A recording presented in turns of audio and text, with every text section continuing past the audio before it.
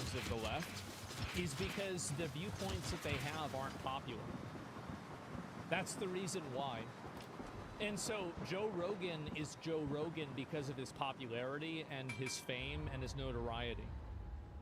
The fact is that these viewpoints that are being pushed by like a very small, very militant group of people on the internet, but they don't represent a larger audience. And you see that in audience discrepancies as well.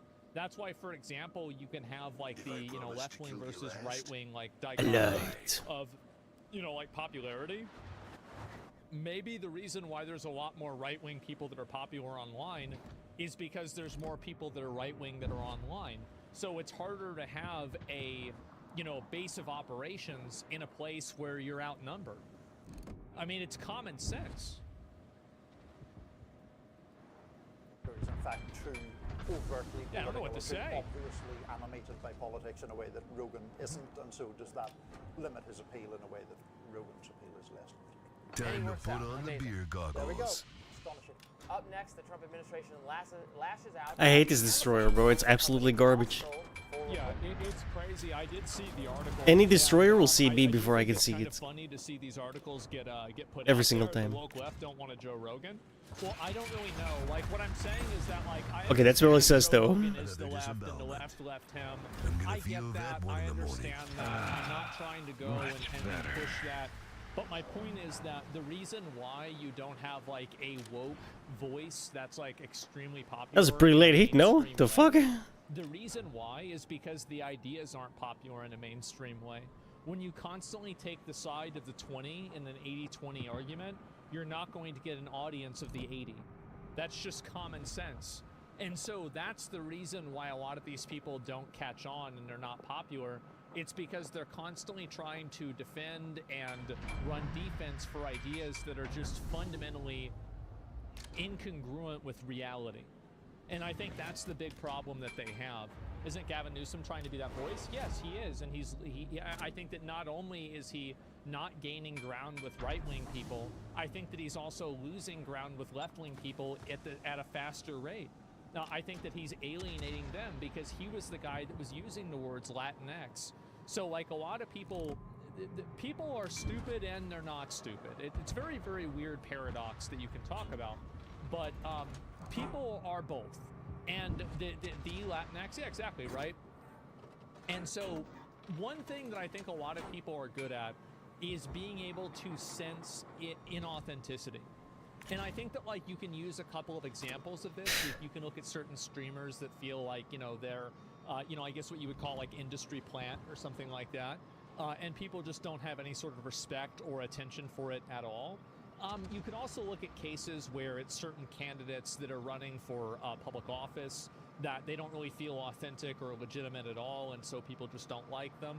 And there's all of these examples. I don't want to list names of streamers, okay? I don't want to do that. I mean, everybody's going to have their own separate list. But the point is that whenever you have somebody, and this is the reason why I think that, like, the whole argument of, like, oh, Trump, like, you know, is a felon and all this, like, fell apart. It's because any reasonable person can see that there's, like, very clearly a bias when Hunter Biden is playing GTA online in real life, but he's not in jail. But we want to have Trump be in jail. No. Like, that to me is a non-starter. No, you don't care about the law, you don't care about the rules, you don't care about any of that. You just care about doing it to the people that you don't like, right? It's already biased. Yeah, I don't want to hear it. Both can be criminals. Yeah, but if they're both not prosecuted and treated the same way, then it doesn't matter. See, I fucking hate this so much, dude. 6.7 kilometers is crazy. And so when you see people There that it are is. applying a rule to one group of people, Of course, another immediate group of people, direct the hits respect for that to rule everything. gets destroyed. And so that's the reason why people don't care about that kind of stuff. And Hunter Biden is not important. What the fuck did I miss? Exactly. Doesn't that make my point even stronger? That this is a person that's not even What the fuck? I hate not this even game, dude. It's so important, much. and It's so even garbage. he's being protected. If Hunter Biden was a working class black guy, where would he be right now? Feel that 1 in the morning. Time to put on the Where would he beer be? goggles. Jail. Everybody knows, and everybody knows it. Every single person in this chat fucking knows it. And the only reason why he's not is because he's the president's son. Another day, That's the another reason. disembowelment. And no, I'm not going to respect any sort of arguments to authority for the rule of law when the person Nice hack, bro. doing it. Holy shit. If you That guy really is believe in hacking. this, then stand on it. He definitely saw me. Because That you was don't like believe the in it, perfect shot. therefore I don't believe in Dead it, center, I don't respect it either. perfect grouping. Don't all let while he people couldn't use see me, your own virtue supposedly. against you. God, this game, man. It's already unbalanced enough without fucking hackers. So I wanted to make like a full thoughts video on this and talk about it, but I'll probably just watch this. So apparently, again, we've had competitive racism, and right now this woman has raised over $500,000. There's some people that are trying to donate money to Carmelo Anthony in order to like even the score, but she's already overtaken him. Yep, this is, yes, we have competitive ranked racism now, gentlemen. So, something very interesting has happened in the United States, and I'm trying to think of a very delicate way of putting this, You know.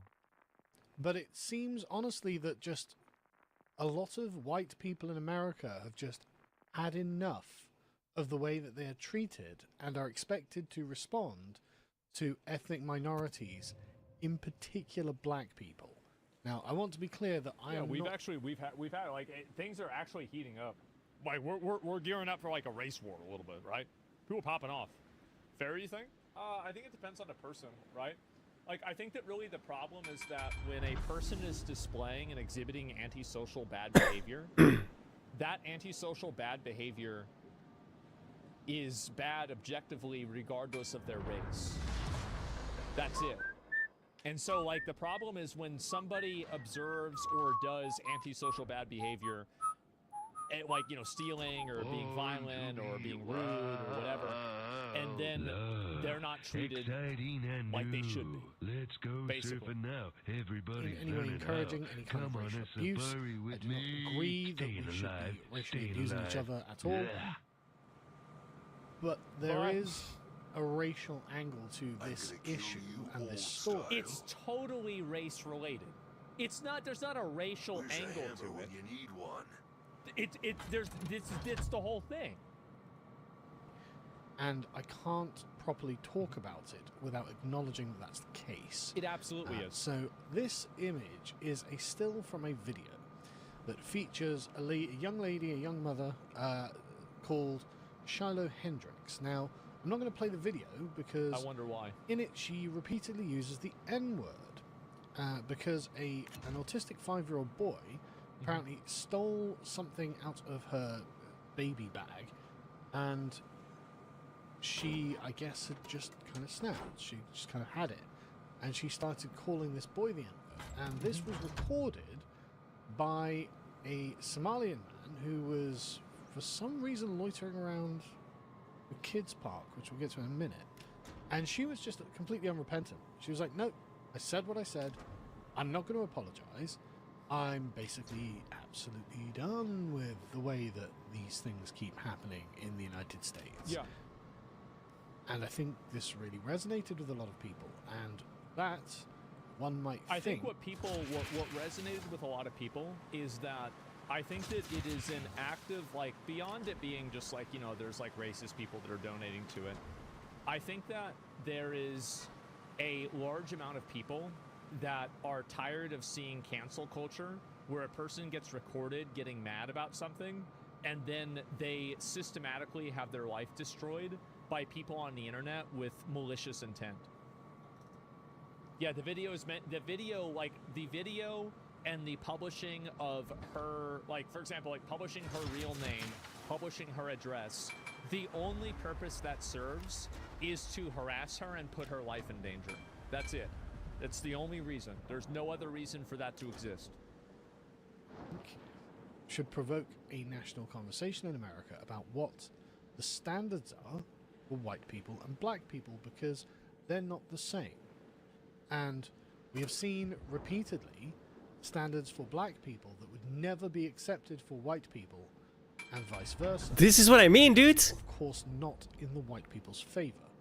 And I think that I honestly think that part of the issues that What the fuck was people have detecting with the me? community stem from this permissiveness about letting them Say hello to my do little things that are friend. just otherwise Dude. unacceptable in what is Oh my supposed to be God. an integrated mixed race society. Well, it's antisocial abusive behavior, and it's bad no matter who does it. And I think that's really the problem of what happens, is that when a person is exhibiting antisocial, abusive, violent behavior, there doesn't have to be a race component to this. And if you're defending it and like drawing excuses and making excuses for it because these people somehow, you know, there's a Venn diagram with identity and, you know, like you are in that Venn diagram with them, you're just excusing a person being a piece of shit. By liberal standards, and I think this drives a lot of white separatist thoughts, because I mean ultimately why wouldn't you come to the conclusion that if you're being treated by one standard, another group of people are being treated by another standard, and their standard is not only superior to your own, which is bad enough as it is, but it also Time to put on hurts the your beer community, goggles. you can see why people would be bothered about that and they wouldn't want any more of this. Anyway, so the original roof. I actually think that the reason Damn, why this whole desert thing road, blew up no and the gas, Ghost Send Me, and like no the Ghost Send chicks. Go, where the fuck it is, the reason why it blew up, it's obviously just because of the Carmelo Anthony thing. I think if the Carmelo Anthony Bro, I can't catch this fucking submarine. Leave my ride behind. I'm gonna feel I that feel one in like the you morning. needed one for the other to happen.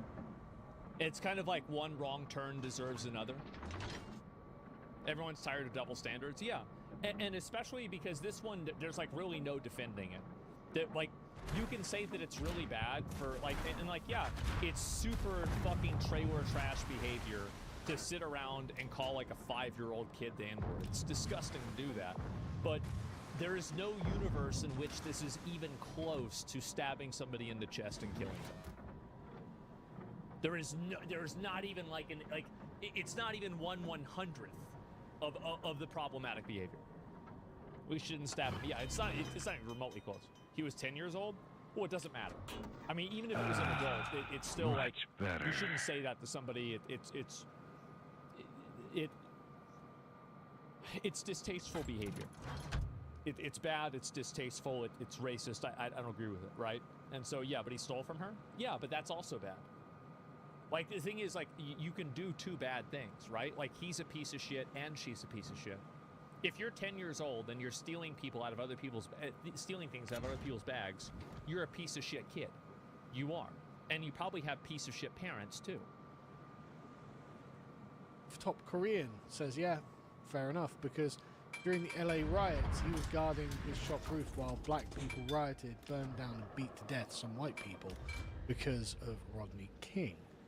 And like I said, this can only go on forever, for so long, and people are going to start really, really, really getting resentful. Now, the chap who was filming was apparently an accused sex offender from Somalia. He was, he and someone else will Random.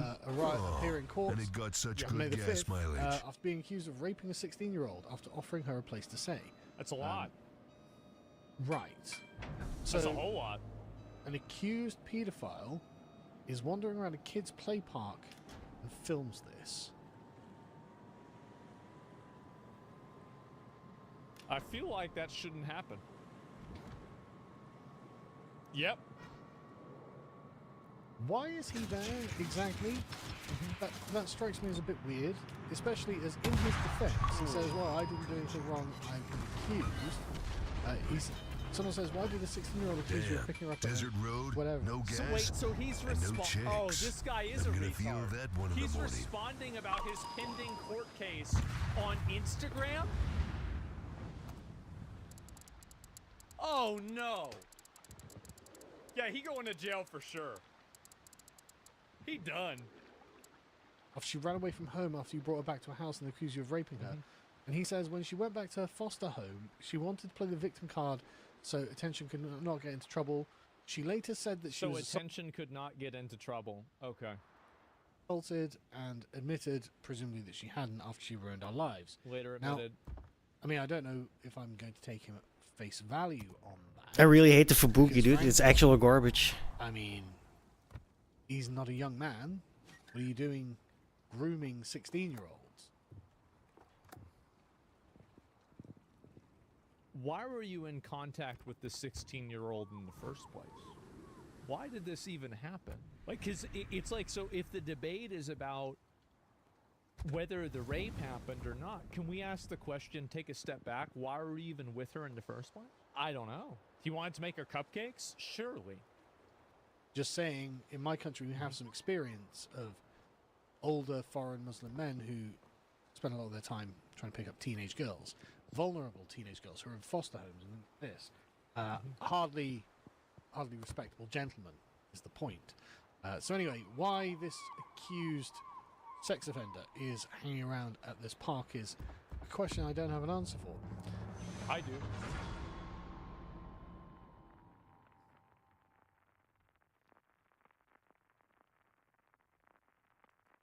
But anyway, so after this, Shadow Hendrix started a give, send, go. Right. Because she wanted to help protect her family. Because as she says, we've been put into a dire situation. I recently had a kid steal from my 18-month-old son's diaper bag. At a Oh my bar. god, look at this. I called the kid out for what he was. Another man who recently found has a history of law enforcement proceeded to follow me and record. Once in a blue moon. My car. He then posted these videos online. I see this like once every week, maybe. She got doxxed. You're lucky. Stuff has been circulated online apparently, and she's got problems. And so she created a fundraiser. Initially, it was for $20,000. Then it sailed past that, so then it was for $250,000. And now she's raised it to $1 million, and she's on Time to kill $350,000. everyone. 558,000. Little correction there. Editor's note. Yeah, it's even more. Almost. Which is remarkable. Because this story seems to have caught the attention of the white separatist Twitter, and they have decided $751,000 by now. That's in the crazy. way that the black community uses their fundraisers. And I think that Dissident West here... See, it's exactly what I said. It's exactly what I said. An equal and opposite reaction. That's true though, yeah. You know it, I know it, everybody knows Yeah, it. 100%. Obviously. is It's because of the correct. Carmelo Anthony There's bullshit. something like basically a It's so proxy obvious. race war. This coming so quickly after the Carmelo Anthony incident. That's what it is. And the manifest injustice that came from that. I can see why a lot of people are angry, right? Of course. Again, just other Austin Metcalf, the lad he killed. Of course, because the only reason why people were donating to Carmelo Anthony was because of race. If you read all of the comments, 80% of the comments had some sort of allusion to race politics in them. The entire reason why it was a story was because the different races. That was bad? It was very bad. Wouldn't this be a reaction to Kyle Rittenhouse? Well, no, because he was a white guy that killed other white guys. The thing is that there are a lot of bad actors that are both white and black that use, like, you know, like that roach that attached himself to Carmelo Anthony's family, who beat up a toddler, who stole a car, who was in jail. Like, this guy, bro, this How guy the fuck did I get raped it? that daughter for the last 10 years, and then he just decided to be a minister, and now he's helping a kid that stabbed another kid in the heart. And so, like, yeah, absolute fucking roach. And so this guy, you know, maybe game recognized game, and this guy is just simply another version of an opportunist. And it radicalizes a lot of people when you have guys like that, you know, get involved in these causes and they weaponize them to make themselves look good. And a lot of people are saying things like, no more white guilt, no more white shame. This is the only way forward. Why should they have to live with this kind of burden? Hopefully they go away, because that's definitely gonna hit like a... And you can Fuck see them. that actually a lot of it is, let's say, I think that there is a meta Nope, level we're problem in fucked. America where antisocial, Oh, no. mentally ill, Let's go. obnoxious, I knew it. bullying I was so... behavior is considered acceptable Lucky. in general. Like, for example, like that woman who was like crashing out, people that are scratching things on Teslas in general I think that we need to have more public accountability and a higher degree of public decorum, because I don't want to live. How did it, dude? This game is so buggy. People that are being violent or In no way that abusive bounces or off, bro. loud or obnoxious. Like, why is it that everybody else in the world has to live in a place that is created and made worse by a like really, like, what percentage of people are really causing this problem? Like 3%. 3% of these people are causing all of these problems. Hold them fucking accountable. 3%? No, that's retarded. All black. I know what you're doing. Everybody knows what you're doing. Well, not everybody, but I do. Not all black people act like this either. It's also not in black people's best interest that this happens either. It's not. It's bad for everyone. And I hate how people constantly keep making excuses for antisocial destructive behavior, which is what's happening. Just self-love, right? Whether you like it or not, whether you agree with it or not, they aren't saying we hate black people. They're saying we like white people. Oh, they're saying which is quite different to what was going on Carmelo's one. Before we get to that, though, she's been reported to the police, even though I'm sure that what she's done in America isn't actually a crime, because of the First Amendment. I'm reasonably sure she can say anything she likes. Yeah, of course. And within reason. And it's interesting that Gifsengo decided to wipe the comments on Carmelo. So, for example, if you go to his, where he raised $500,000 for murdering a young lad who was white, allegedly, totally unreasonable. Free my boy Carmelo. He didn't do nothing. And brutal. And the comments are all gone. You don't get to see the messages. Yeah, what a surprise. Just the donors. Very interesting. Because I think a lot of people noticed that, as Callum has pointed out, Carmelo's mentions, the comments that went along with it, were anti-white hate. Well, that sounds pretty bad. That sounds really bad. Yeah, this is great. The Carmelo trial will be the new OJ. I don't really think so. I feel like it's going to be so short. It's going to be so easy. It's going to be like fucking like 5 minutes. And then it's going to be over. I'll be right back. We're back. Hatred. I mean, death to the white man. How much worse could it get? Whereas with hers, it's, good luck. I hope you're okay. The tone is so obviously different. I would disagree at this point. I think that both of the tones... I mean, guys, they were literally spelling it in the top donations. Come on. They're fucking racist. Like, what are we doing here? Is obvious spelling what? I don't know.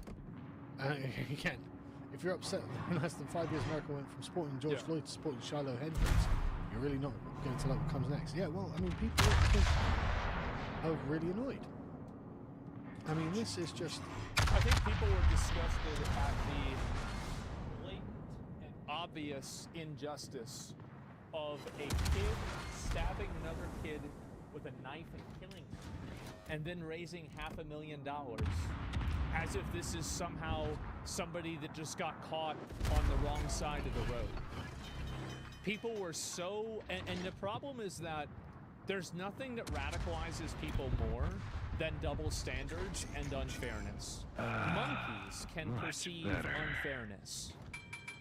People are really good at it. And you're not going to gaslight them until thinking it's not going to happen. That justice is denied when the races are of a certain tone and the races of a certain kind. It's just not acceptable.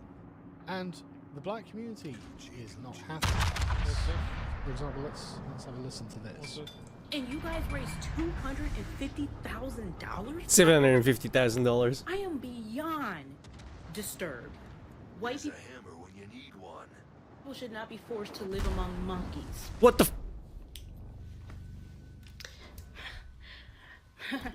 Black Virginia. Oh my God. Where's the hammer when you Get need off the one? internet. Really, for your own mental health, get off the fucking internet. If you're almost gonna get emotional over a comment, and also by the way, this is also most likely performative, because she recorded herself. She could have re-recorded this if she got it emotional. So she either did it and she wanted it to be in there, or she faked it. Either way, this wasn't unintentional, okay? Anyway, get off the fucking internet. There's people that are racist on the internet. This isn't new.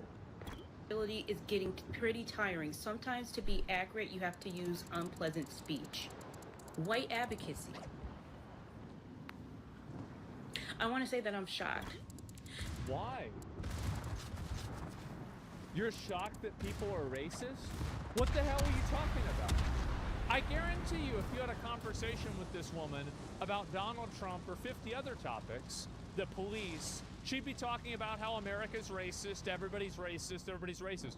So what is it? So The hell? you think everybody's racist? Oh, because of the... So were you lying then, or are you lying now? It's just so Ciclone. stupid. But I'm not shocked, I'm angry. Okay. I mean, again, The boogeyman I'm sorry, is real, and you but just this fell man Do you to think people were angry about this? People were really angry about this.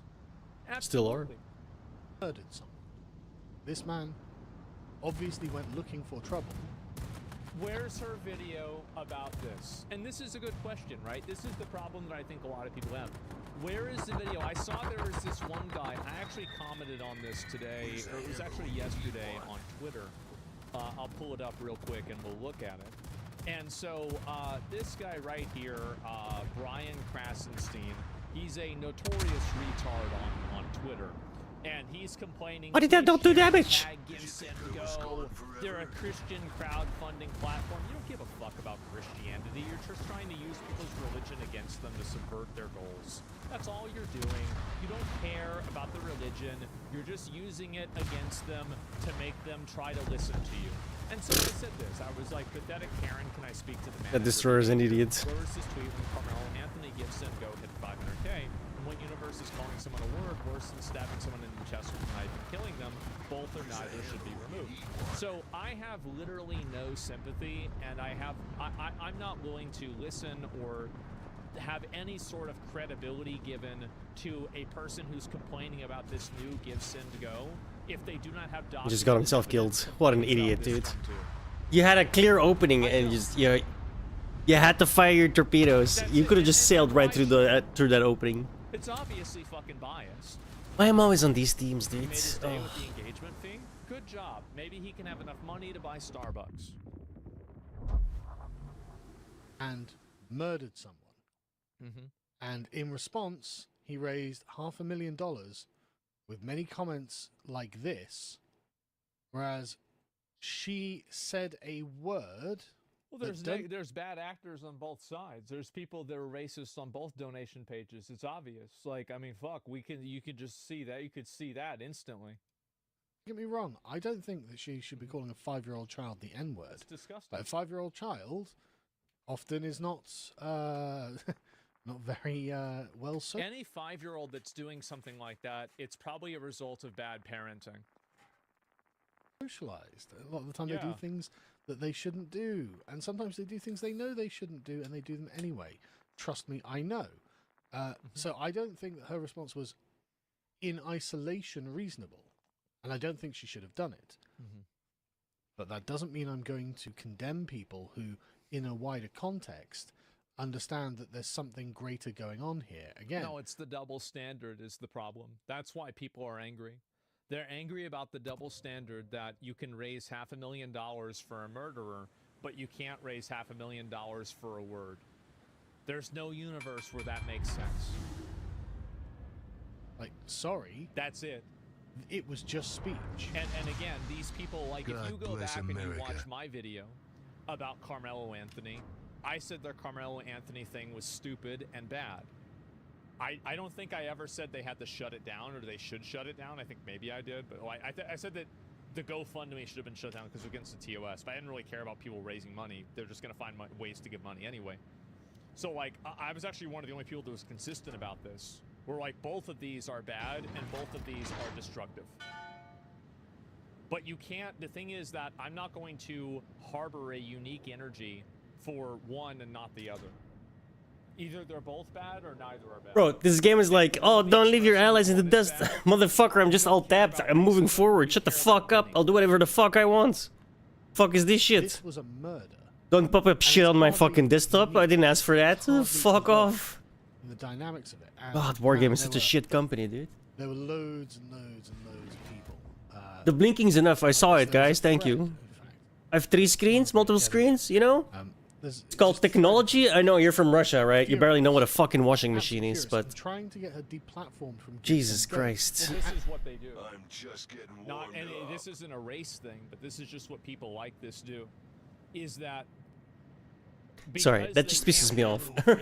So much.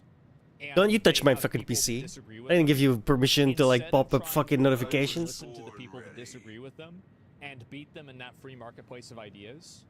They have to deplatform and destroy them systematically to prevent them from being able to express themselves.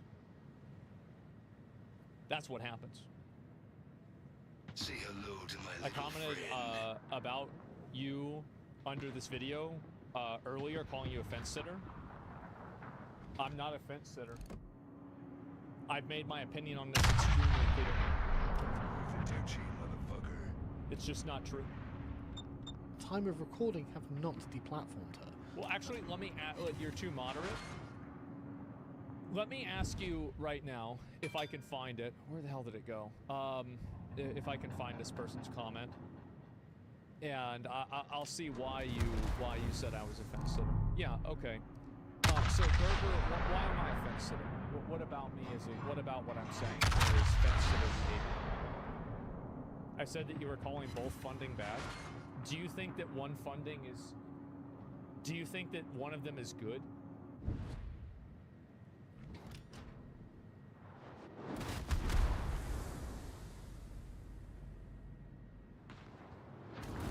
Let's move on. So, honestly... Too late. Nope, just in like time. I said, I don't know what she's done. But I can understand that she probably doesn't have a huge amount Of course. Probably. Only one hit and it ricocheted. You really think that she should be deplatformed, but not the kid that stabbed somebody with a fucking knife? Under what universe should she be deplatformed, but not him? It's crazy. This is, you know what, it's actually kind of funny, because this is the exact same problem that Twitch has. In what universe does Tectone get banned for calling Frogan fat, but Frogan doesn't get banned for calling Ludwig a cracker? Well, I'll tell you the universe. A racist, biased, unfair one. That's why it happened. lives in a rough area. Both or neither. I will never respect rules that are not applied evenly.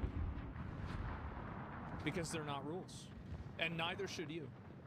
You should not listen to, respect, or care about anybody's opinion if they're not applying what they believe. It's crazy people think this guy's a right-winger, dude. Like, Because they obviously then they don't believe it. what do you mean? I mean, why else would you be at a park where Somali accused sex offenders are prowling?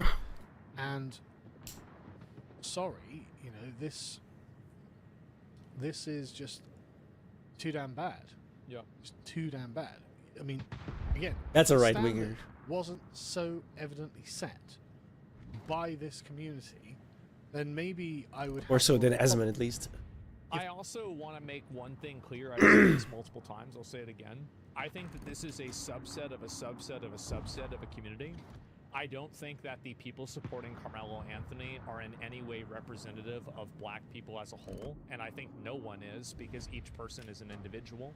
And you shouldn't give collective guilt or collective innocence to any group of people based off of an immutable characteristic that they can't control. I think that's disgusting.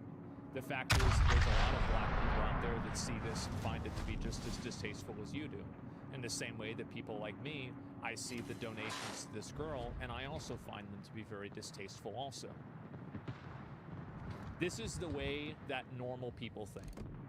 If you go to Walmart and you show this to 50 people, most people are going to say, damn, that's fucked up. This entire premise that this is some kind of really big issue is created by a small minority of radicalized freaks on the internet. Again, keep in mind, the person who was pushing Carmelo Anthony the hardest had a rap sheet that would have gotten him 5 stars in Grand Theft Auto. Absolute parasite, fucking piece of shit person.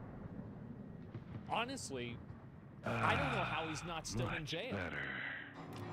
In my opinion, if I see somebody with that many arrests and that many charges, you should just be in jail for the rest of your life.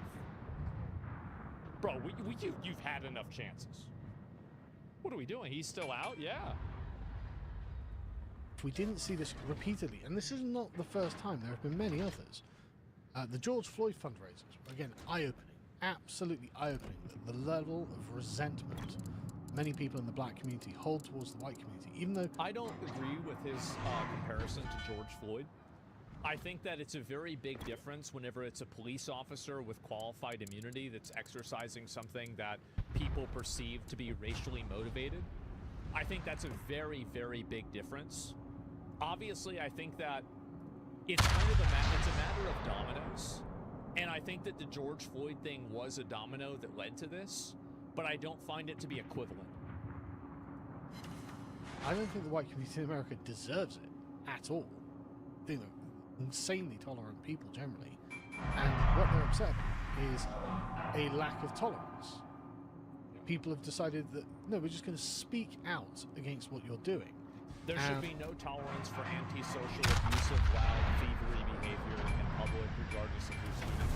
The people who do it should be immediately arrested, and the biggest victims of it are the people that are in the community that it's happening in.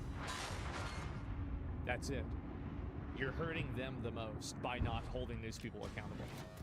And it's driving them mad. How dare you? Well, I mean, how dare you? And so people are pointing out this, and I'm just going to read this from Chad Pro, because I think it does accurately summarize why Shiloh was able to raise, so far, $750,000. For years, the pattern was known.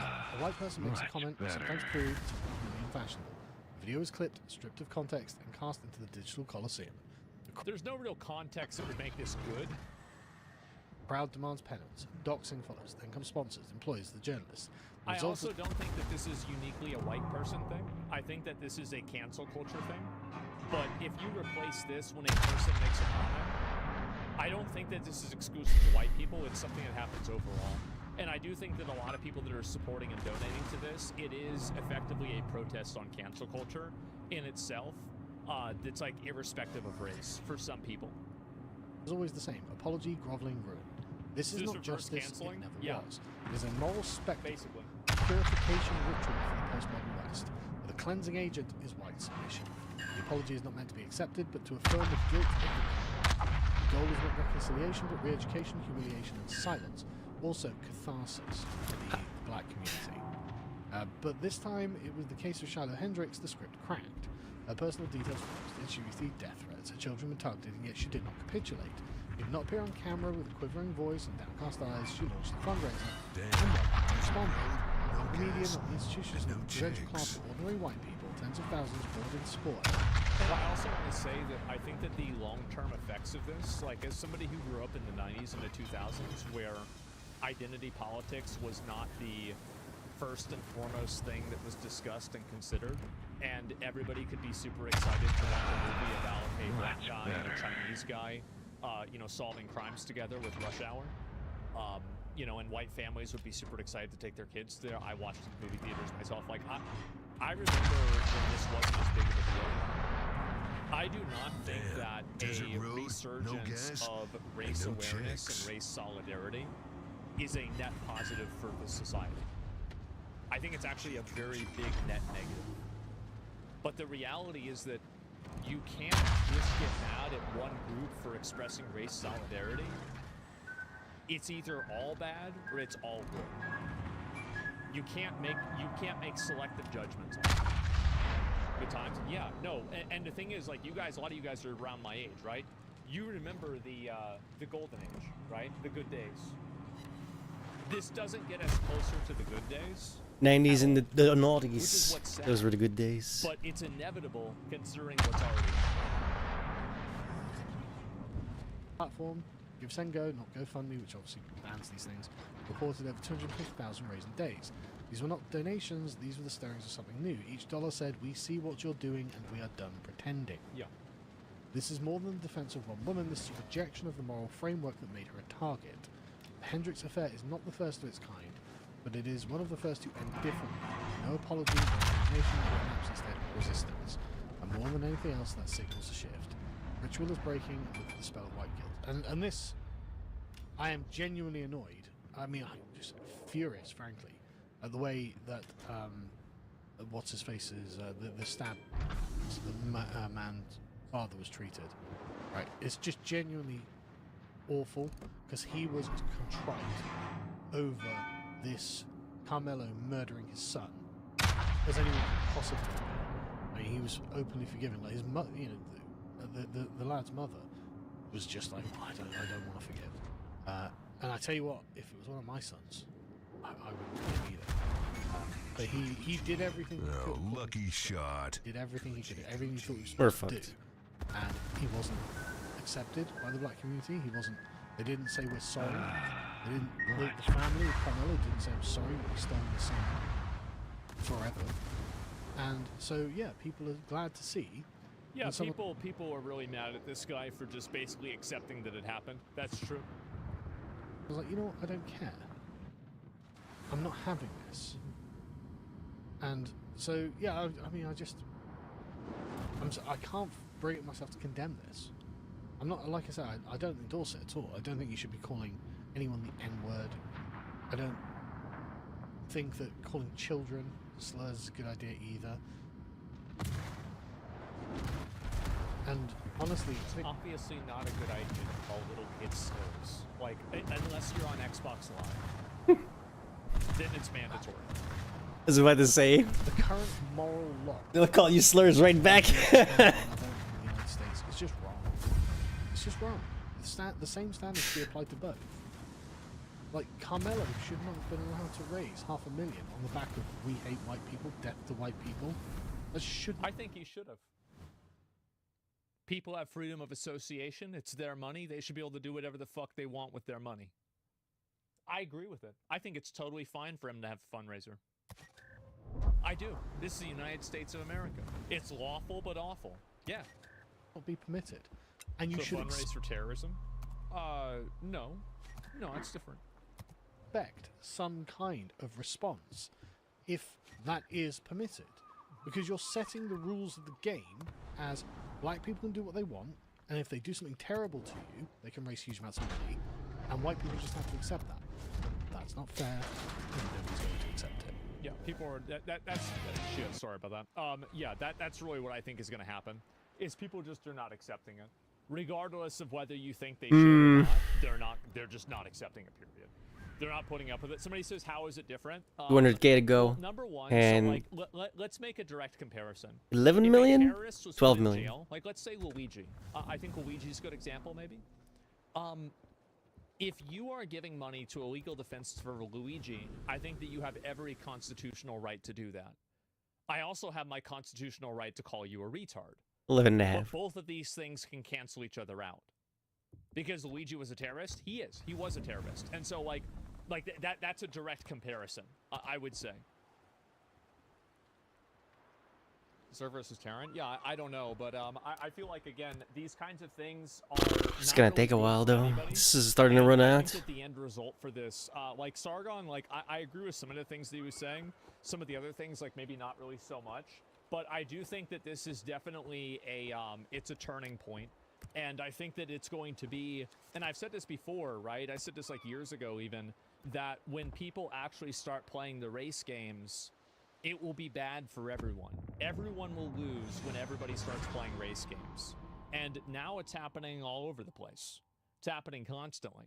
So yeah, Luigi was terrorist fighting for a cause that I kind of agree with. Listen, the thing is though, there are oftentimes people get shot for things that I'm Rip Bozo for. I'll tell you that, I just say it myself. Sometimes people get shot for some bullshit and I'm like, yep, there it is. But it doesn't mean that you can't just let it happen, right? I mean, so true. Yeah, 100%, man. Don't you think she was lucky that there was no, There was no other man there. I know some place you say this, you'll be on the ground really quick, beaten to death. Oh, like, so if somebody like punched her or like hit her for like saying the N-word, I feel like if that had happened, it would have been an even worse and even bigger response than it was. Like, if there was, like, you're talking about, like, theoretically, like, if some black person was there and they heard her say that, or somebody who was offended was there and they heard her say that, and they beat her up for saying that, I actually think that it would have been probably 10 times the negative response, and it would have been 10 times worse than what it was. Over a word, yeah, if you're hitting somebody over a word, you need to go to jail. Like, that's just the way it is. You just can't have that happen. It's go time. And so yeah, 10 times the money. Yeah, they would have. Yeah, I mean, honestly, like I at that point, I might have donated. Like, hitting somebody and beating somebody over a word, that's outrageous. If you're hitting somebody, needs to go to jail. Yeah, exactly. And I think this is kind of like the point that I was making, is that there's been like an ongoing like movement, I think, to allow socially unacceptable, antisocial, obnoxious, rude behavior to just be normalized in public. And I think that we actively need to work against that. Like, you know, people yelling in public, people that are like going in there with a speakerphone in an area. Like, we need to normalize telling these people, get the fuck off the train, get the fuck out of the building, you know, get off your phone when you're ordering, stop acting this way. It's not normal and it's not okay. I think we really need to really need to rationalize that, or normalize, excuse me. There's some pretty big reveals with this one, so we'll go ahead and we'll watch it. I didn't know why it got so popular or what it was, but we're going to take a look at it. Tonight, our exclusive look into Doge. Elon Musk was nice enough to invite us into the Eisenhower building last night to sit in on his weekly 10 p.m. Doge meeting.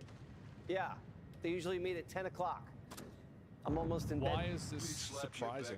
Like, yeah, these are gamer hours. 10 o'clock is like 3. Yo, Ryuji. Yeah. We met the whole How you crew, doing, even Ryuji? Big What's going Boss. on? And they showed us how Doge really gets done.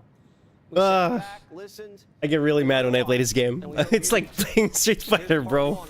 Except the devs are even worse. Elon, thank you so much for bringing us into the meeting here. I'm going to do something no anchor ever does. I'm not going to talk. What? For as long as possible. You're talking right now. I'm going to let you run your meeting, and then I'll interrupt when I'm bored. So take it away.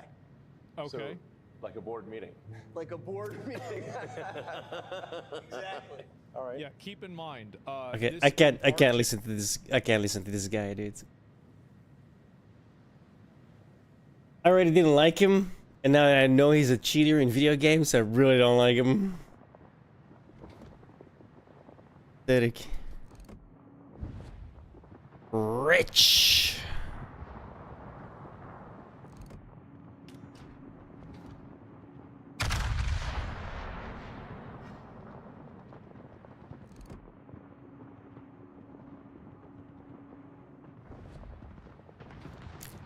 How you been, Ridge? What's going on?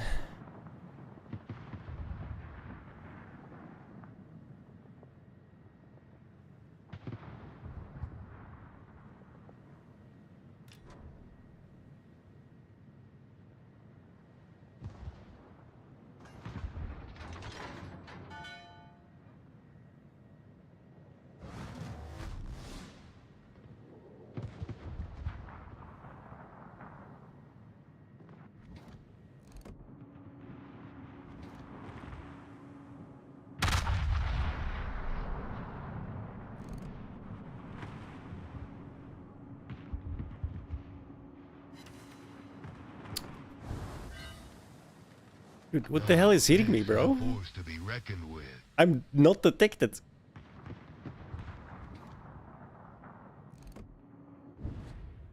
Much better. Sometimes I wonder, dude.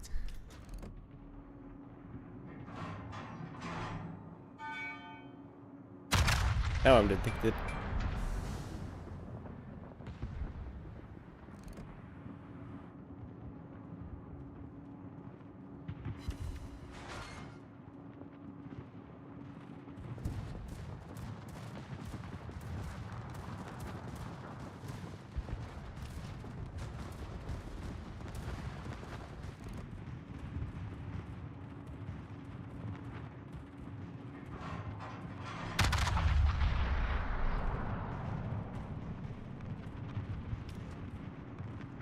Stop turning. Ah, you fuck.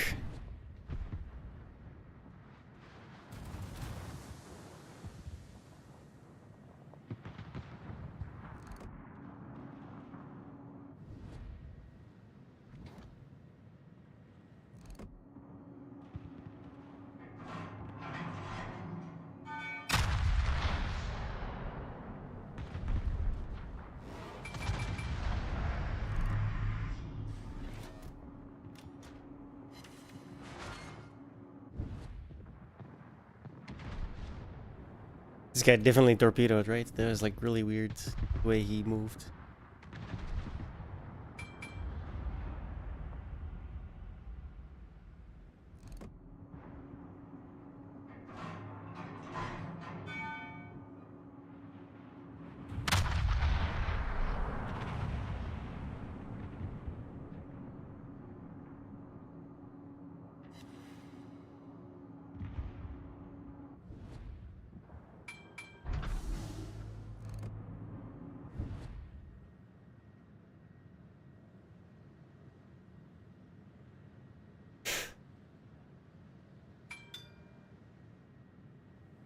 Fork you.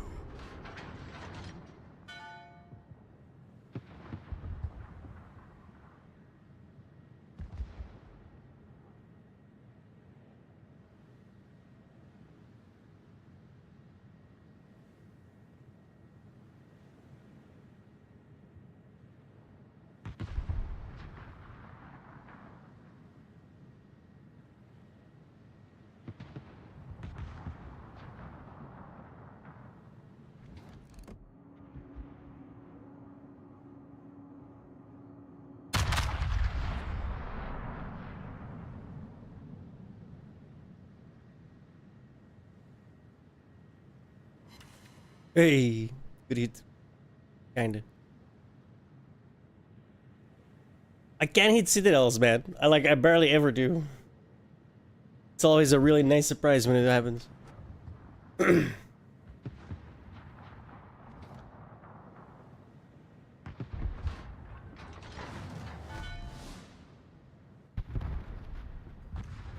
On March 10, 1964, an American RB-66 reconnaissance aircraft entered the airspace of East Germany, presumably carrying out an intelligence gathering mission. The intrusion, however, did not go unnoticed, and 3 Soviet MiG-19s were immediately sent to intercept the intruder. A few minutes later, the American reconnaissance aircraft was shot down.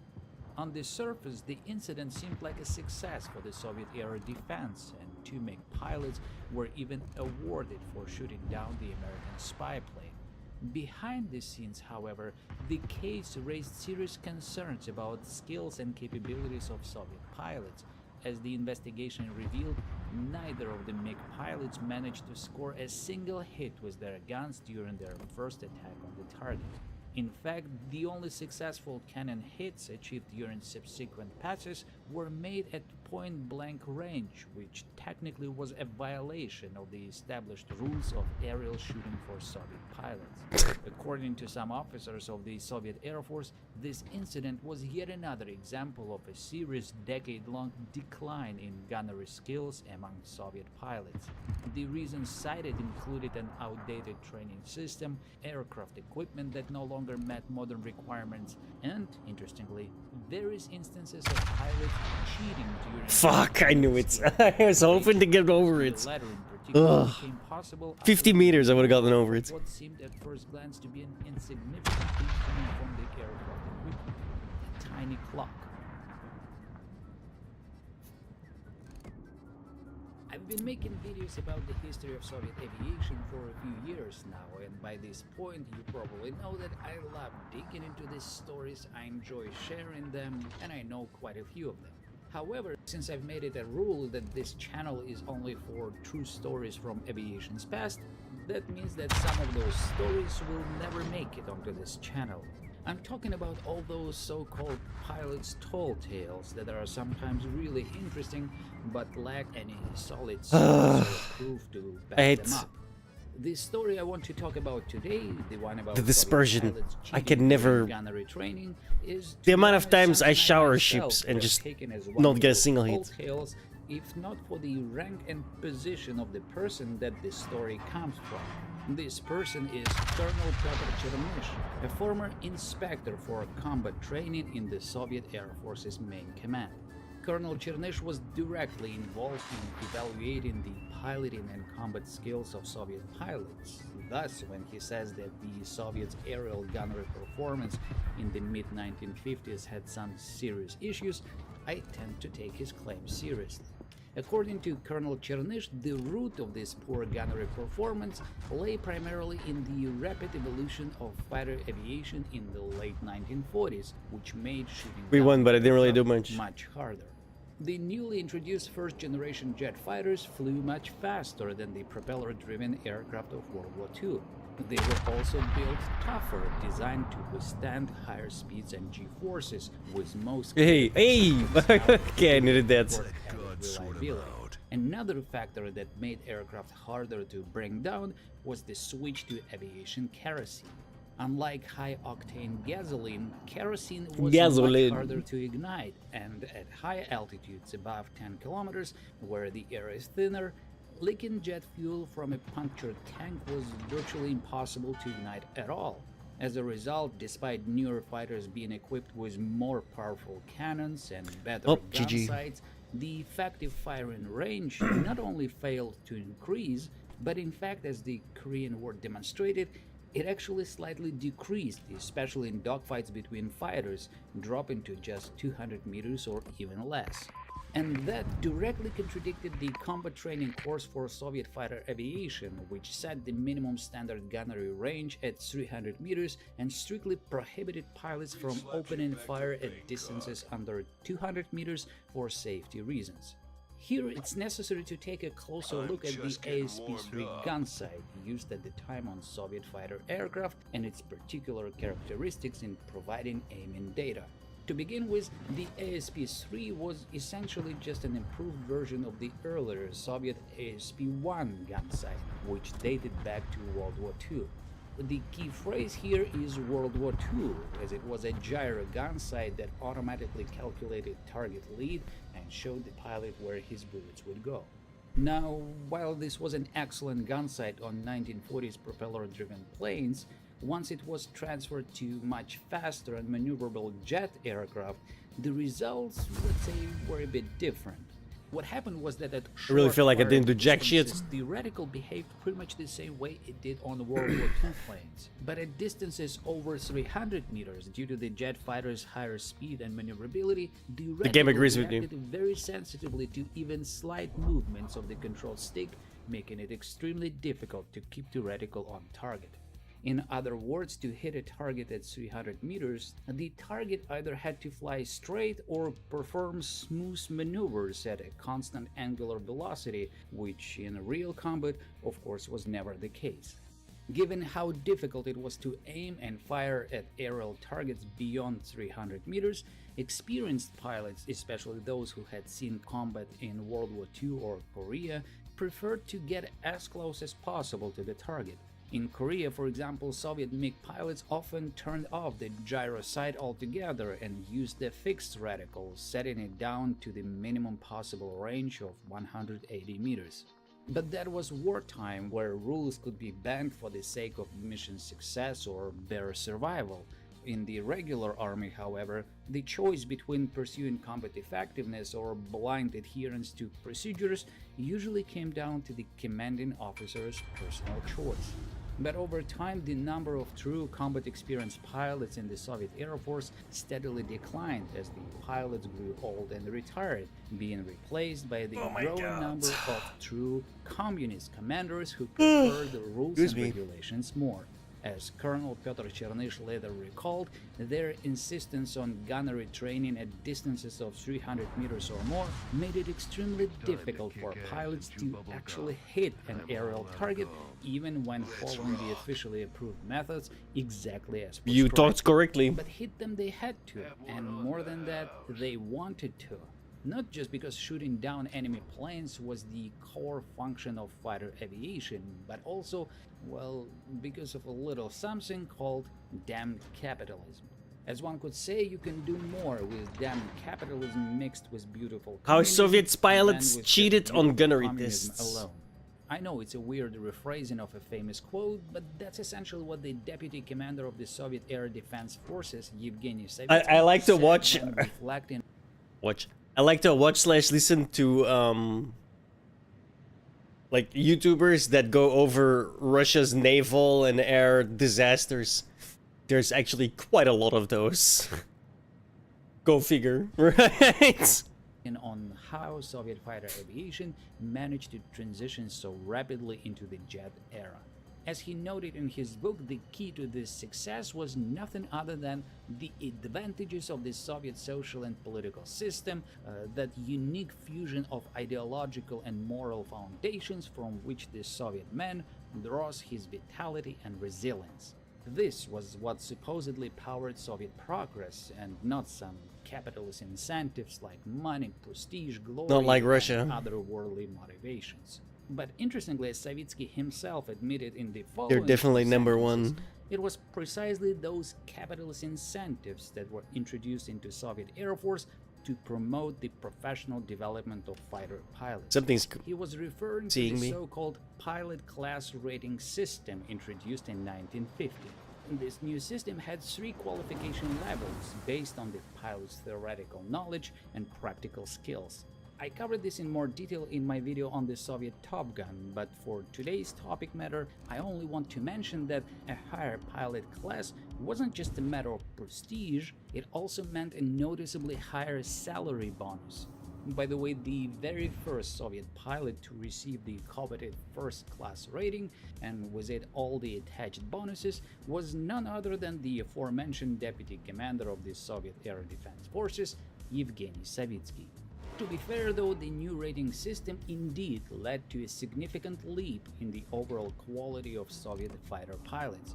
To receive the higher ratings, a pilot had to meet strict requirements such as mastering advanced aerobatics, flying in difficult weather conditions, and so on, including demonstrating effective aerial gunnery skills. And the latter, as we've discussed in the context of the ASP-3 gun That's sight, kinda smart. was far from easy. But nothing could stop a Soviet pilot taught by communism and incentivized by capitalism.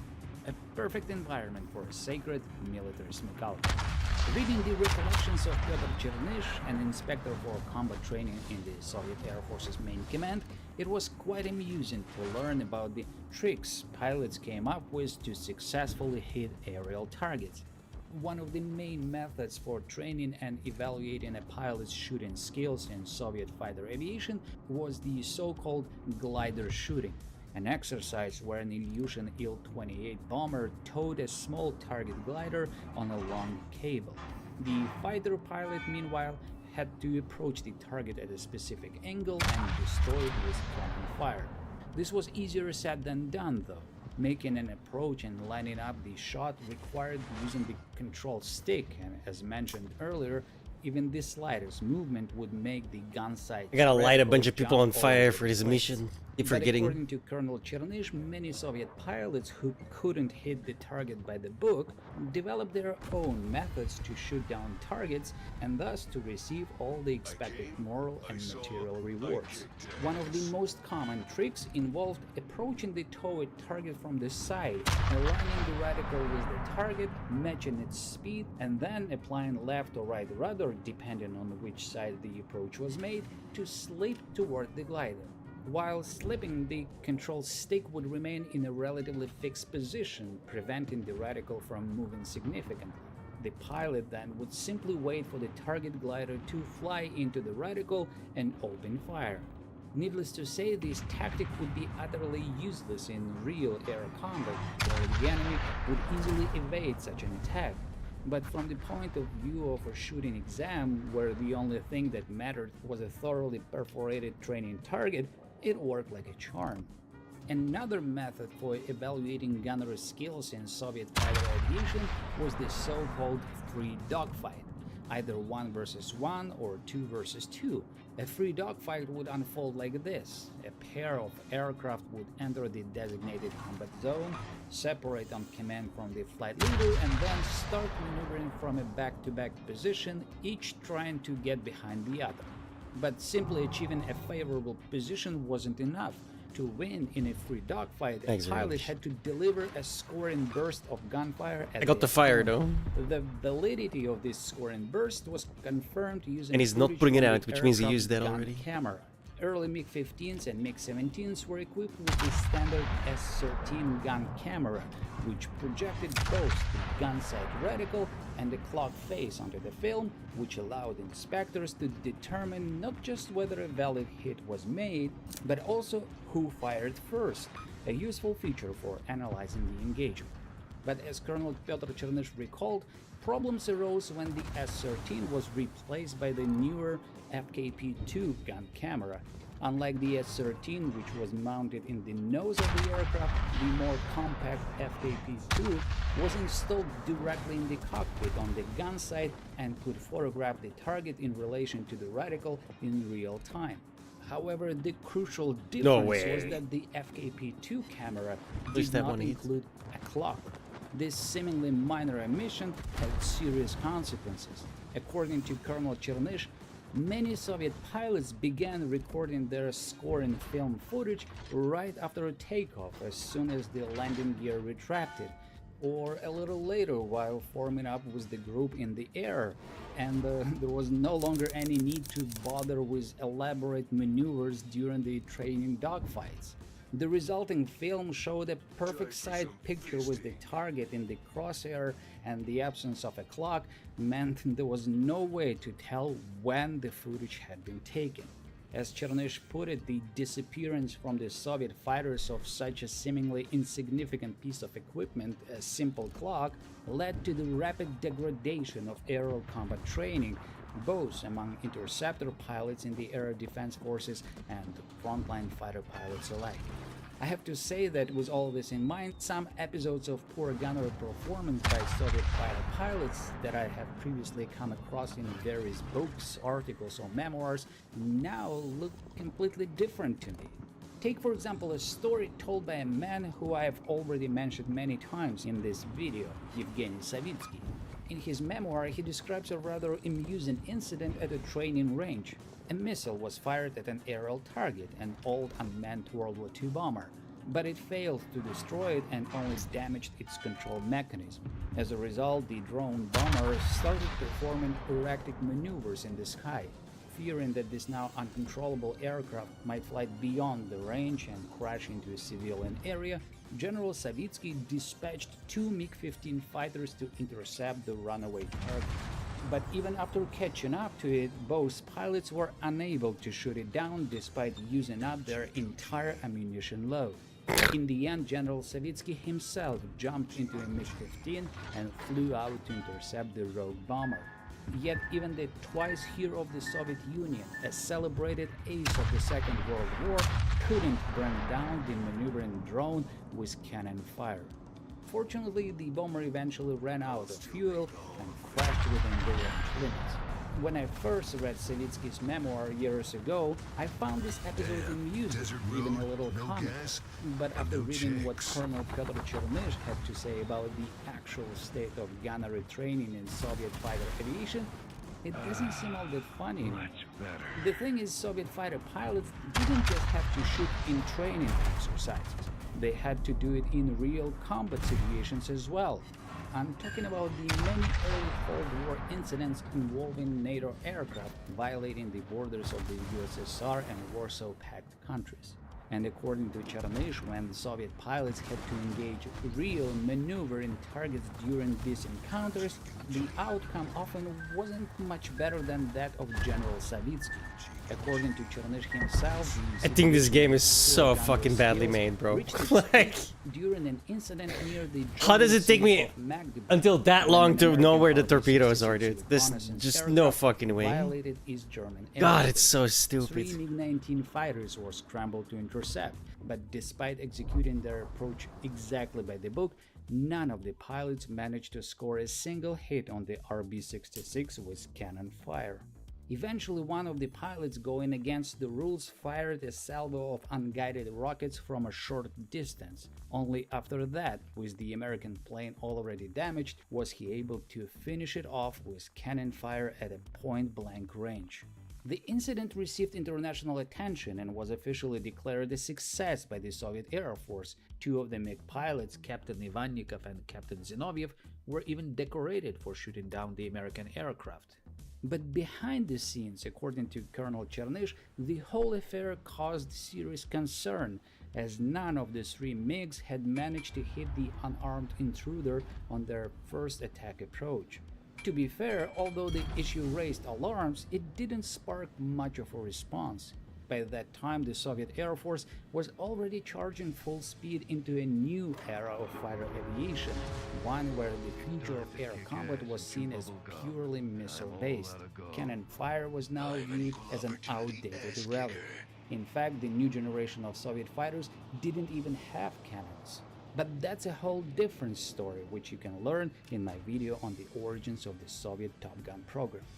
By the way, speaking of Captain Zinoviev, one of the guys who shot down the RB-66, he also stars in another amusing story, again in Germany. At that time, he was flying the most advanced version of the MiG-21 fighter, which he came very close to gifting to his adversaries when, due to a ridiculous navigation error, he accidentally landed on a NATO airbase in Germany. Run this guy over, dude. Oh, I made a video about this curious incident, which you can check out on my streaming service Nebula, along with my other exclusive videos. I know I talk about Nebula a lot in my videos, but with how often YouTube flags or demonetizes my videos, I don't see that changing anytime soon.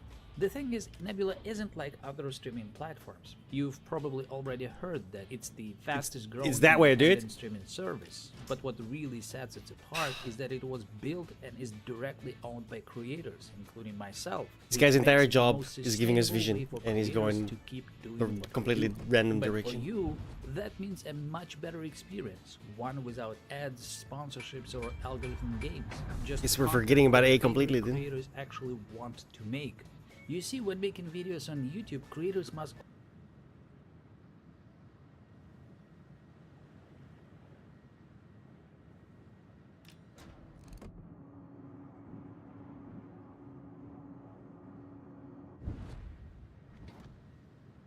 Ooh, your ass is grass, and I've got the weed whacker.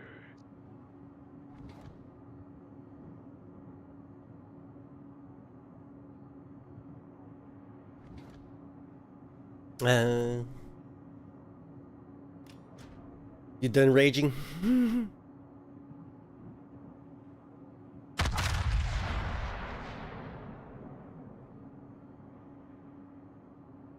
Don't worry, I got you covered.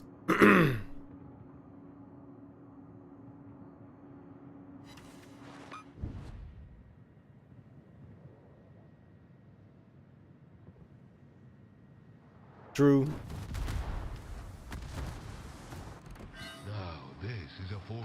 Dude, look at the damage that HE did, man. That's fucking ridiculous. I always get like 1,000 damage. That guy did 5,000 damage on his HE. I wish, bro.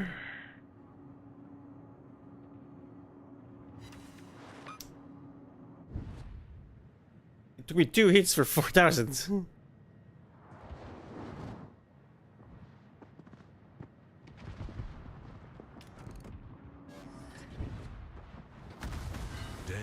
Desert road, no gas, and no chicks.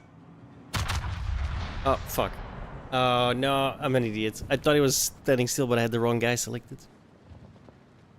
That's why it looked like that. It's not even close. Where's the handle when you need one?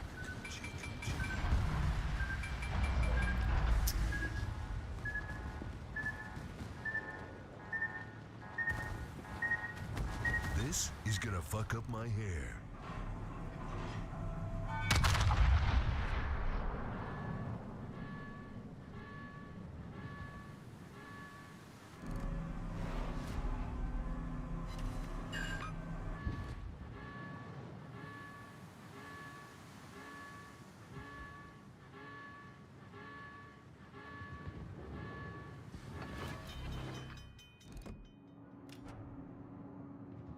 I took so much fucking damage from that flooding in the fire.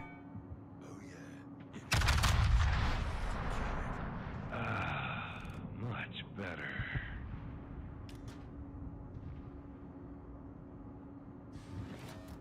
Oh no, there's very little skill involved in this game. Very little. Especially when you get up tiered.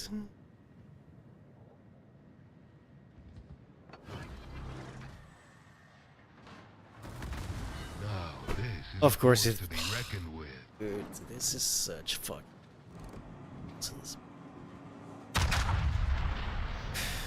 Every single shot puts me on fire, dude.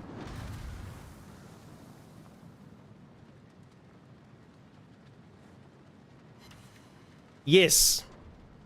The answer is yes. Because you can get stronger, but if you pay, you'll get stronger a hell of a lot faster.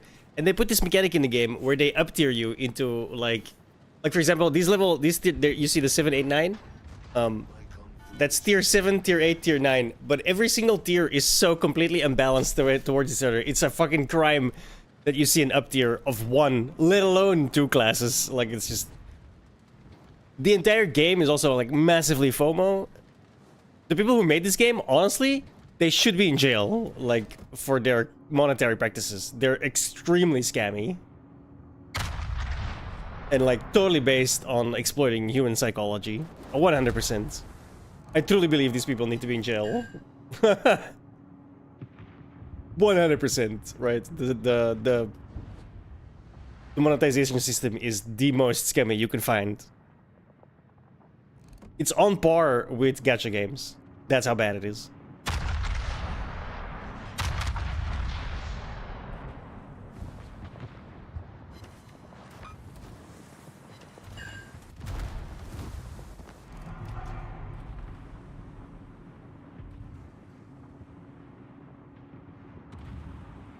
Well, where did?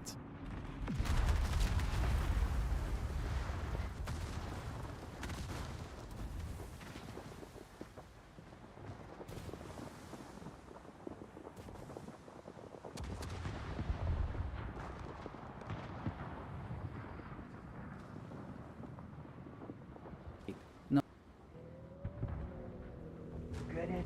Oh no, shit.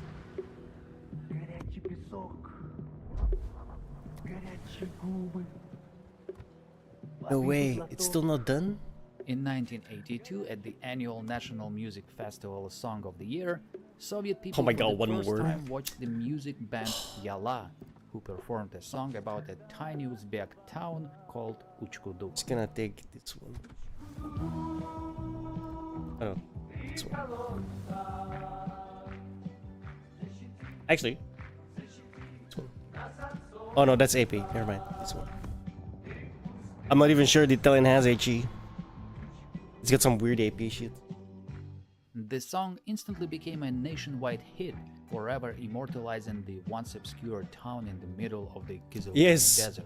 Which Well, politics standoff. wasn't remarkably They've unique been or special. exchanging gunfire quite a The bit current Wikipedia already. page contains only I three wouldn't really notable facts about classify that as a The standoff. song by Yala is the Border first, skirmish and the right second now, is I the guess? fact that uranium mining was the reason for founding the town in 1958.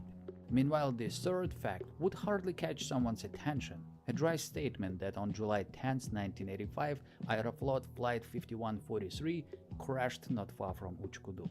What lies behind this short sentence, however, is not just a regular crash, but one that remains secret as the Soviet Union's deadliest air disaster, which took the lives of 200 people, 52 of whom were little children.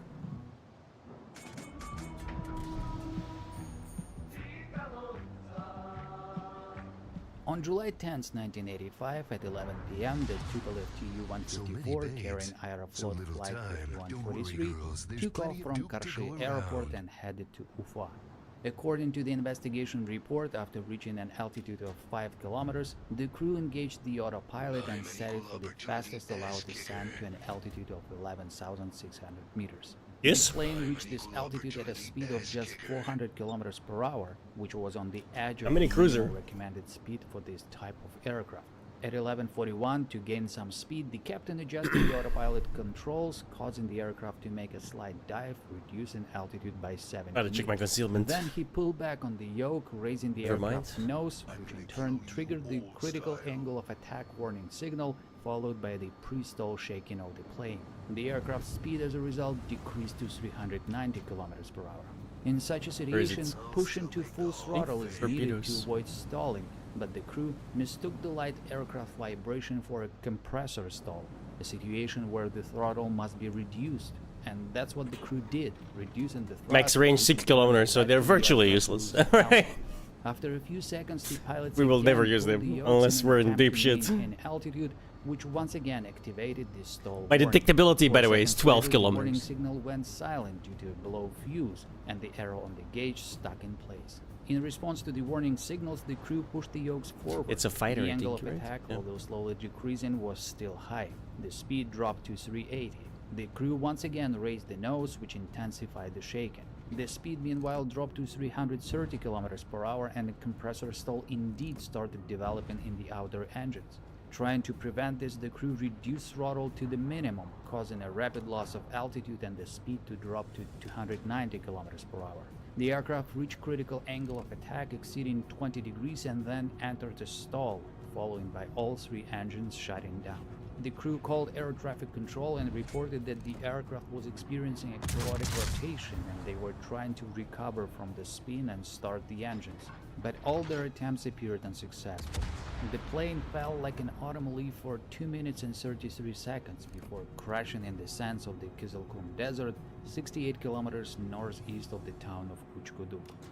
The crash resulted in the loss of all 200 lives on board, making it the largest air disaster in the entire history of Soviet aviation. The aircraft debris were found the next morning, and the investigation began shortly. It concluded that the cause of the crash was the planes entering a flat spin at the Tu-154 practical ceiling, being heavily loaded and influenced by high air temperatures.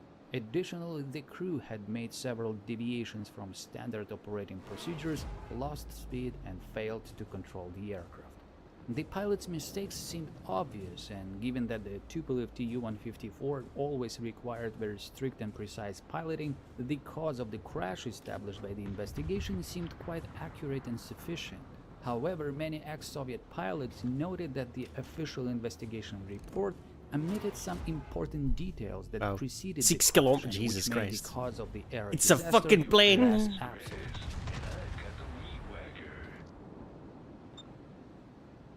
One of the first details of the Flight 5143 tragedy that catches one's attention is the total number who perished. 200 people, consisting of 9 crew members and 191 Dude, like, that's like no range at The all. thing is that the I think my 10 kilometers on the battleship capacity sucks. of the Tupolev Tu-154 Let alone 6. B2, Jesus Christ. which carried Flight 5143, was 180 passengers. The larger number of people in the passenger cabin was explained by the summer holidays and several groups of children traveling. Flight 5143 took on board 25 children from ages 5 to 12 and 27 children of less than 5 years old, for a total of 52 kids. To accommodate them all, some children were seated 2 per chair, while the youngest were seated on their parents' laps. And yet this didn't overweight the aircraft. According to the report, the Tu-154 had 96% of the maximum permitted flight weight. Not long before, the Tupolev Bureau had announced an increase in the Tu-154's maximum flight weight from 70 tons at an altitude of 12,500 meters to 86.5 tons. However, those calculations were made without taking into account deviations in outside air temperatures, which later played a role in the fate of Flight 51. Oh shit. As the investigation later found out, the temperature of the air at 11,600 meters that day was 16 degrees Celsius higher than normal, which negatively affected the aircraft's flight performance and engine thrust capacity, which usually wouldn't be a crucial issue for any normally loaded Tu-154. However, on that day, Tu-143 was carrying almost the maximum possible weight. And yet the high temperature conditions were not the decisive factor that crashed Flight 5143. Vladimir Mezhov, an honored test pilot of the USSR, who in particular conducted state tests of the Tu-154 in the 70s, recalled in his book that he was asked to run a simulation of the Uchkuduk disaster. While a speed of just 315 km per hour resulted in the same intense shaking of the aircraft, a swift forward push on the yoke quickly brought the aircraft back to normal level flight. Vladimir conducted 2 and on fire, let's go. Each Get time fucked the up. result was Fuck the you. same, which proved that the Tu-154B aircraft fully complied with the characteristics. Hey, subs. of any test. Especially because I suck with them, dude. I have one sub. I have no idea how to play it. A Tu-154 flat spin in real life. However, this happened during one of the test flights, and his Tu-154 was equipped with an anti-stall parachute, which when released helped the aircraft to lower its nose and thus recover from the spin. But unlike the test aircraft, the standard Tu-154s in service were never equipped with such parachutes. And without the parachute, recovery of a Tu-154 from a flat spin was impossible. Thus, all the pilots were simply taught to never get into a flat spin. So how come the crew of Flight 51 I'm basically like that guy. Like I just get spotted and then sunk. Right? Both pilots having more And then than I've 12,000 done anything. flight hours each made this terrible mistake and got into a flat spin. And the most common explanation is that the pilots were simply sleeping. Nice. On July 10th, 1985, Cha-ching! Thank you for the videos, Video G. His crew were scheduled to fly the domestic flight route Karshi. That's gonna hurt. Since You the aircrew was bitch. stationed We're in good. Tashkent, they were expected to arrive in Karshi at 6 a.m. as passengers on board Tu-154 number 85311. The same plane they were assigned to operate later as the crew for the Ufar and Leningrad flights. Given their scheduled departure from Karshi at 6:45 p.m., their planned 6 a.m. arrival would have given the crew the mandatory 10-hour rest time before their flight, but things didn't go as planned. Early that morning, the crew had arrived at the Tashkent airport, but their flight to Karshi was constantly delayed due to a sandstorm, and they were patiently waiting with the rest of the passengers. Oh, bullshit. Oh, come on. They finally arrived at Karshi at 6:18 p.m. after a long delay, which had already consumed the biggest part of their planned rest time at Karshi. But the worst part was that due to some organizational issues with refueling and required technical procedures, Yo, have a good one, the Ruji. Thanks for playing, bro. 85311 wasn't ready for the next flight until 11 p.m. By this You know what I time, mean. Belisov's Thanks crew for had coming in. already been awake for at least 20 hours, since even after their arrival in Karshi, they couldn't get any rest. The thing is that the Karshi airport was a newly built facility, which normally would be an advantage, but not in the Soviet Union. Typically in the Soviet system, the official opening of finished construction projects were mostly scheduled for sacred communist dates, the birthday of Vladimir Lenin, Labor Day, the October Revolution Day, you name it. The thing is that nobody really cared about the readiness of the object being opened. The primary goal was simply to show in reports and the media that the project was completed on time and commemorated some important communist event or leader. And after that, construction could continue for months and years until the object was brought to full readiness, if it was not forgotten, that is. The recently built Karshi airport was no exception, and Belisov's crew didn't get their rest not because they didn't want to, but simply because there wasn't a proper place for them. And just to remind you, this was in Karshi, Uzbekistan, where the average daytime temperature was around 40 degrees Celsius, with no air conditioners whatsoever. So what happened to the crew? Here's an excerpt from the book Crew Errors by Vasily Yershov, a famous Soviet commercial aviation pilot who spent 35 years in aviation with almost 20,000 flight hours, the majority of which were as a Tu-154 captain. During that time, the new airport in the Uzbek city of Karshi had just been completed and flights were just commencing. There was a terminal, an air traffic control office, and a runway. Amidst the scorching heat, crews jostled without comfort, departing for flights without proper pre-flight rest. Such was the case for this Tu-154 crew. Having spent almost a day on their feet for various reasons in 40-degree heat, they prepared to fly to Leningrad at night. When the entry door closed and the gangway rolled back, the crew were already utterly exhausted from the tumultuous preparations for the departure, yearning only to collapse and fall into a deep sleep. This unfortunate crew took off at their limits. They began climbing on autopilot, their eyes closed. I know very, very well what that's like. I have experienced it 100 times. And they plunged into a deep pilot's slumber. For 10 minutes, the entire crew. The autopilot steadily gained altitude, maintaining the proper pitch angle. Meanwhile, the speed gradually decreased, as did the margin for stalling. If the pilot had been monitoring the speed, he would have slightly reduced the pitch, maintaining the speed, but I suppose they were all asleep, and behind them similarly slept 190 exhausted passengers. The plane climbed to an altitude of 11,600 meters. How it managed to do so in the heat with maximum takeoff weight, I cannot say. Inching upwards at the most critical angle.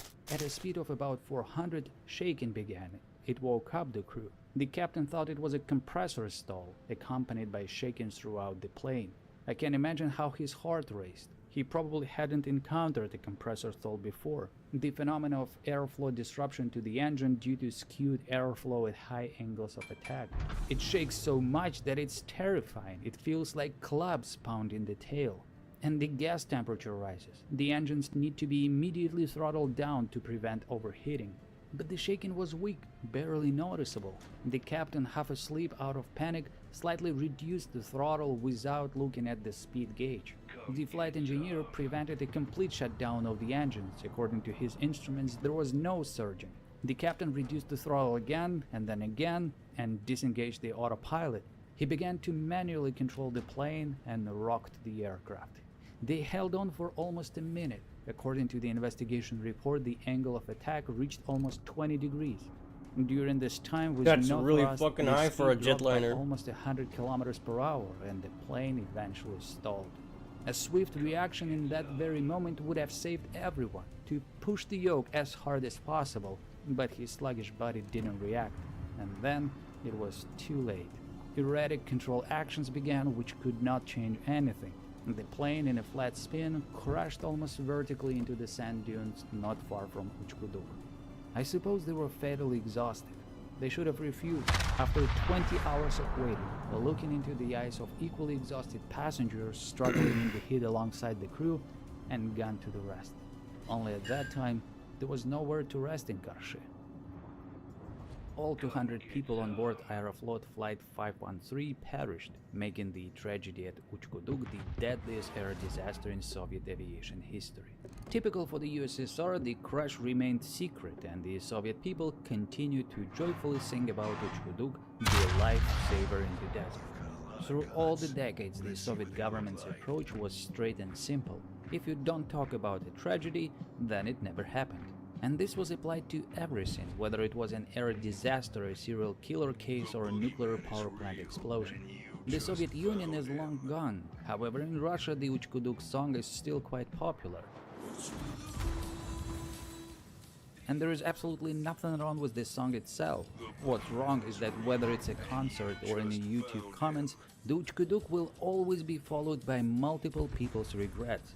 How great the living was in the USSR, how easy and safe it was for regular people, and how nice it would be if someone could bring the USSR back. The Uchkuduk air disaster was horrible, but it's not the only one that was kept secret in the USSR.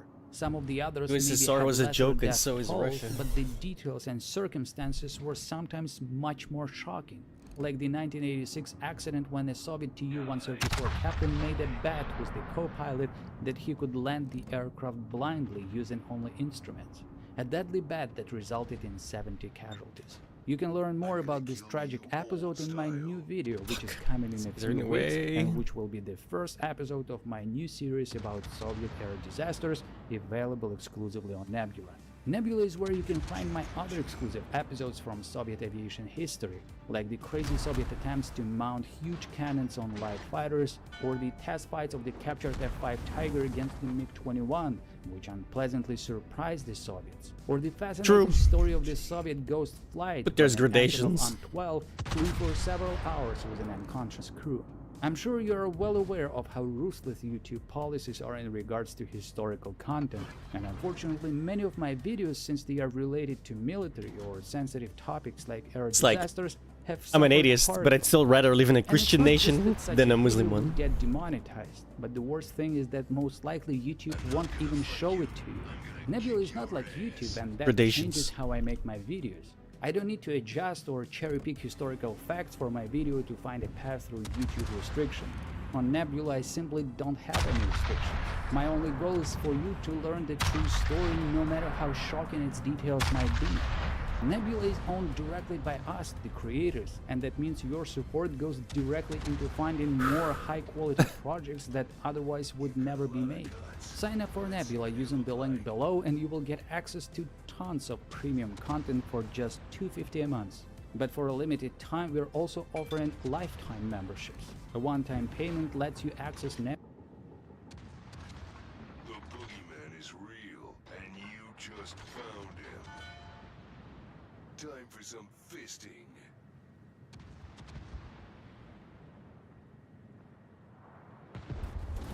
That's true. But we were raised on Christian values. I have, yeah. Can't help but notice there's a color missing.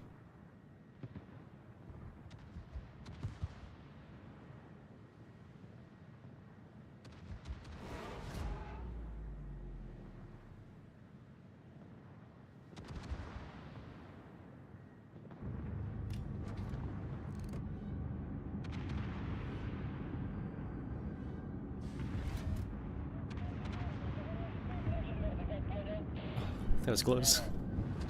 On April 5, 1982, the Soviet army in Afghanistan launched an operation to destroy the Mujahideen base in the remote settlement of Rabati-Jali.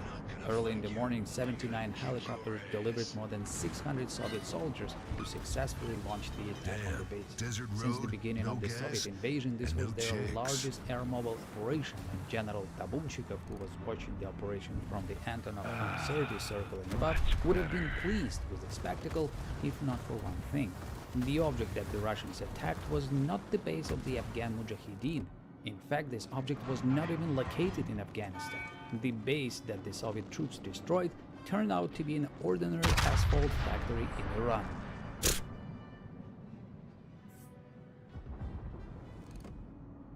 With the invasion of Afghanistan in December 1979, the Soviets found themselves in a somewhat unusual combat situation. The 40th Army, which became the land forces arm of the Soviet occupational force in Afghanistan, was a strong and well-trained army by Soviet standards. However, it quickly became apparent that the army was not prepared for the type of war it had to fight.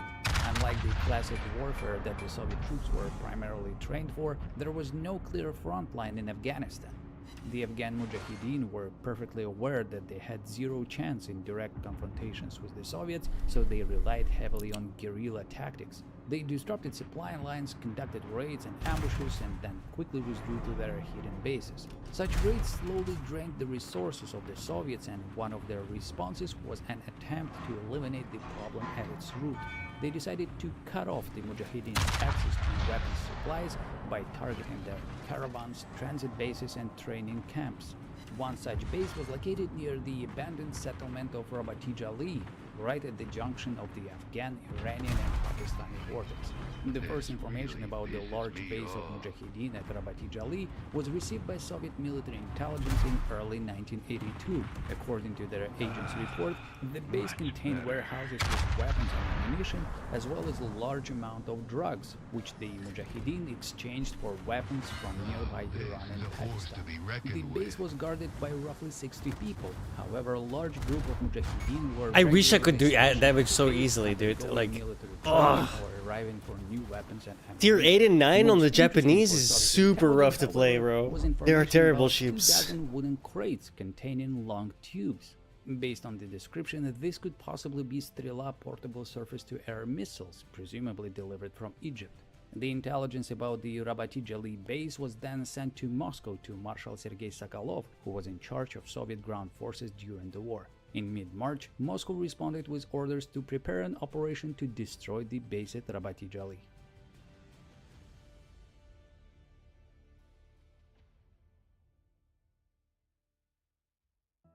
The operation to destroy the base at Rabati Jali was given high importance and received a very promising and set for success codename Saus. Leadership of the operation was assigned to no less than General Vladimir Vinokurov, deputy commander of the 40th Army. Another fact that showed the importance of the mission was that all the preparations were completed in total secrecy, and the operation was to be carried out using only the Soviet military without any involvement of the Afghan army or Afghan intelligence agency HUD. According to the plan, the operation would start early in the morning of April 5, 1982, with an air strike by 12 Sukhoi Su-17 fighter bombers to suppress the air defenses of the base as well as the outside guard. Immediately after the airstrike, helicopters were to deliver assault regiments, whose task would be to capture all the dominant heights around the base, launch the attack and eliminate the remains of the Mujahideen soldiers inside, destroy the drugs and weapons warehouses, and of course, seize the manpads. To complete all these tasks, the assault groups were given 6 hours, after which they would be evacuated by helicopter. To execute this mission, Soviet command allocated 3 airborne assault regiments, 1 motorized rifle company and a company of Spetsnaz GRU, all in all more than 600 personnel. No less impressive was the aviation group, which consisted of the 280th Separate Helicopter Regiment commanded by Colonel Valery Savchenko. In addition to 61 Mi-8 helicopters in various modifications, Savchenko also received under his command 18 gigantic Mi-6 helicopters from the 335th Regiment. It was decided that the Mi-24 attack helicopter would not be used in the operation due to its limited combat range. The distance to the target was far, and the use of the Mi-24 would require multiple refueling points, which would only magnify the already complicated matter of refueling. For the Mi-8 and Mi-6 helicopters, a transit point was created 47 kilometers from the target, with ground prepared for helicopter landing and refueling. A few days before the operation, some of the Mi-6 helicopters delivered necessary materials, as well as huge rubber fabric containers filled with fuel. The preparations for the operation began on March 30, 1982. All the equipment was carefully examined and, if necessary, quickly repaired.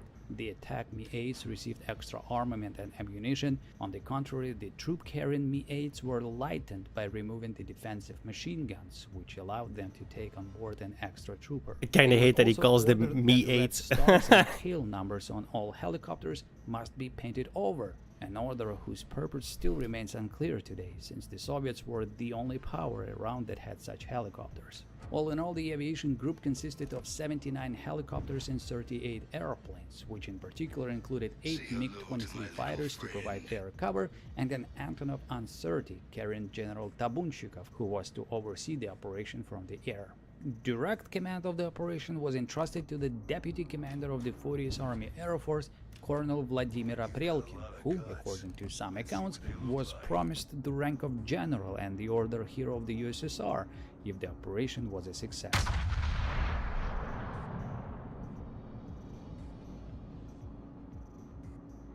At dawn on April 4th, the whole helicopter group headed to the transit refueling point. However, the relocation didn't go smoothly due to a sandstorm in the area, which significantly reduced visibility. For safety reasons, the group had to break down into smaller divisions, which significantly delayed the time to get to the refueling point. The last helicopters landed at dusk. The group spent the night manually refueling the helicopters until the morning of April 5th. At 6 a.m., the Mi-9 command helicopter, piloted by Captain Yuri Serebrin, I saw the hit, and it didn't give me anything. took off and set a course for the target. The rest of the helicopters were to follow at specific time intervals. At the very same time, the Antonov An-30 with General Tabunchikov took off and headed to the target area. At 6:40 a.m., 2 Sukhoi Su-17s found the Rabati Jali base and marked it with 4 luminous parachute bombs, and in the next 15 minutes, 12 Su-17s struck the Rabati Jali base with bombs and missiles. And it is then that a chain of unforeseen events occurred that, combined with some ridiculous mistakes, made Operation South go south. What happened was that the luminous parachute bombs were dropped roughly 400 meters from Come the on, target, dude. which wasn't This a game big is deal such for the horse Su-17 shit, dude. pilots who were familiar with the area. They always take like However, giant by the time chunks the and I do like airstrike was 1,000 to completed 2,000 and damage at a helicopters time, bro. were approaching the area, Oh. the desert wind had carried the parachute bombs way further from the target, right into Iranian territory. Fucking The tier 10 leading command garbage. helicopter with Colonel Aprelkin saw the luminous bombs and then headed towards those bombs, leading with them the entire helicopter group. After a short time, Captain Serebryny noted that it looked like they had crossed the border of Afghanistan, but Colonel Aprelkin insisted on continuing the flight. The captain tried to convince the colonel that they were already in Iran, but the colonel gave a direct order and even marked on the map with his finger the place he thought they were.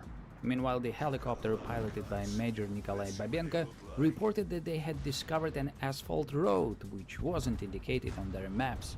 There was a bus peacefully driving down the road whose passengers were not reacting to the overflying helicopters in any way. But strangest of all were the wooden poles along the road, which told the pilots that there was no way they were in Afghanistan. Wood was extremely scarce in the Afghan desert and worth its weight in gold. If this was Afghanistan, those poles would have been chopped down long ago. But the moment the pilots were coming to this realization, the group saw a compound ahead of them which matched the description of their target. There were warehouses in the center with guard towers along the sides, and Colonel Aprelkin made the decision to execute the assault operation. Strangely, the absence of any signs of destruction from the preceding airstrike somehow didn't confuse Colonel Aprelkin. The landing started at 7:03 and lasted for 17 minutes. More than 50 Mi-8s landed and stretched across the desert in a line several kilometers wide. Heavy Mi-6 landed nearby and started the refueling process. Oh no, I'm while gonna, yeah. groups attacked the base with machine All of it? guns and One of them mortar got fire, through. gradually destroying the buildings Actually, and equipment on never the mind. base. All my rear guns For got a through. moment, it may have seemed No, that wasn't me. perfectly That was him. planned and executed No, it wasn't. operation, What the- if I'm not confused. for one thing. Why didn't I get all the damage? Attack was not the Mujahideen base at Rabati Jali, but an ordinary asphalt factory in the Iranian city of Harman. It was pure luck that at the time the factory was still closed and had no workers on site, and the only victims of the mighty Soviet military became two unlucky security guards. Meanwhile, First Lieutenant Ryabashapka from the Un-30 with the General Tabunchikov on board had sorted out the situation and immediately contacted the helicopter group. You're 12 kilometers away from the target in the Iranian territory. Urgently evacuate the troops and leave the area. The helicopters received the message but suddenly heard a loud roar of engines. At first they thought this was the MiG-23 from their air cover having fun, but these were Iranian F-4 Phantoms. The Iranians passed over the landed helicopter group on their first approach, however then they turned around and fired two Sidewinder missiles. Neither of them hit the helicopters, with one hitting the ground and exploding, while the second one fell flat and simply broke, becoming a trophy for the Soviet soldiers. At this time, a second pair of Phantoms approached the area and started shooting the helicopters with their guns. The Soviet MiGs, meanwhile, reported that they had missile lock on the Phantoms, but were under strict orders not to engage in the fight by General Tabunchikov, who had rightfully judged that Iranian F-4s shot down over Iran would definitely lead to a huge international scandal. Meanwhile, the Iranians regrouped and continuously watered the helicopters with their guns. Two helicopters were destroyed, while several others received various damage. Fortunately, there were no human casualties, except that one of the helicopter pilots, First Lieutenant Trudov, was slightly wounded.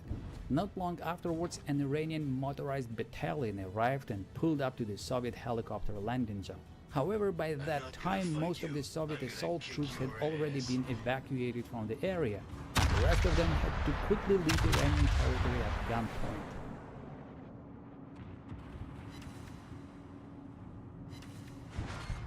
While most of the Soviet troops were evacuated Dude, from Iranian territory, this on the game is such helicopters, fucking some of the horseshit, regiments man. had to leave on their own feet. Roughly 3 hours after We're in they this. landed We're in the Iran, same they fucking crossed the ship. border, and then 2 hours How later, does he they do joined so the much more Russian damage? troops near the Rabati. Unbelievable, bro. Yeah, they still had to complete their mission. At 12:30 p.m., the assault group completed reconnaissance of the base and contacted the airstrike group. At 2:30 p.m., the Su-17s conducted a second airstrike on the Mujahideen base, and at 3 p.m., the assault team launched their attack on the base. By 7 p.m., it was all over, with the Rabati Jali base being completely destroyed. However, with the second attack, there was no longer an element of surprise. The Mujahideen managed to safely move out most of the trucks and weapons. It's fucking Backpacks ridiculous, were not bro. found at the base either. By dark, This game is approaching such south massive September, RNG. However, things were still going south. One of the helicopters, while taking off, became disoriented in the blowing sand and dust, turned on its side and collapsed. Only thanks to the flight mechanic, who managed to quickly open the aft hatch, did the crew and soldiers manage to escape the helicopter before it exploded. But that was not the final loss. It turned out that with all this running between Iran and Afghanistan, there might not be enough fuel for the return flight. So Colonel Aprelkin called for a couple Mi-6 fuel tankers to urgently fly from Kandahar. One of those tankers, while on the way to the refueling point, ran into an ambush and was shot down from the ground. The crew managed to land the damaged helicopter and were soon rescued. However, they had to destroy their Mi-6 before leaving, adding yet another loss to the toll of Operation South. Interestingly enough, by the time this happened, the Iranian government had already issued a note of protest to the USSR, and the Soviet government made an official apology for the incident. Some accounts state that the Soviet government also issued a lifetime pension to the families of the slain factory guards. As for the Soviet Army, Operation South serves as a perfect example that no matter how thoroughly you plan the operation, there is always the possibility that a small accidental event will ruin all your plans. Of course, on top of that was the fact that the Antonov An-30 could have more accurately controlled and guided the helicopter group from above. It was also unforgivable that the entire helicopter group had blindly followed the leading helicopter without conducting navigation themselves and while ignoring the surrounding landmarks.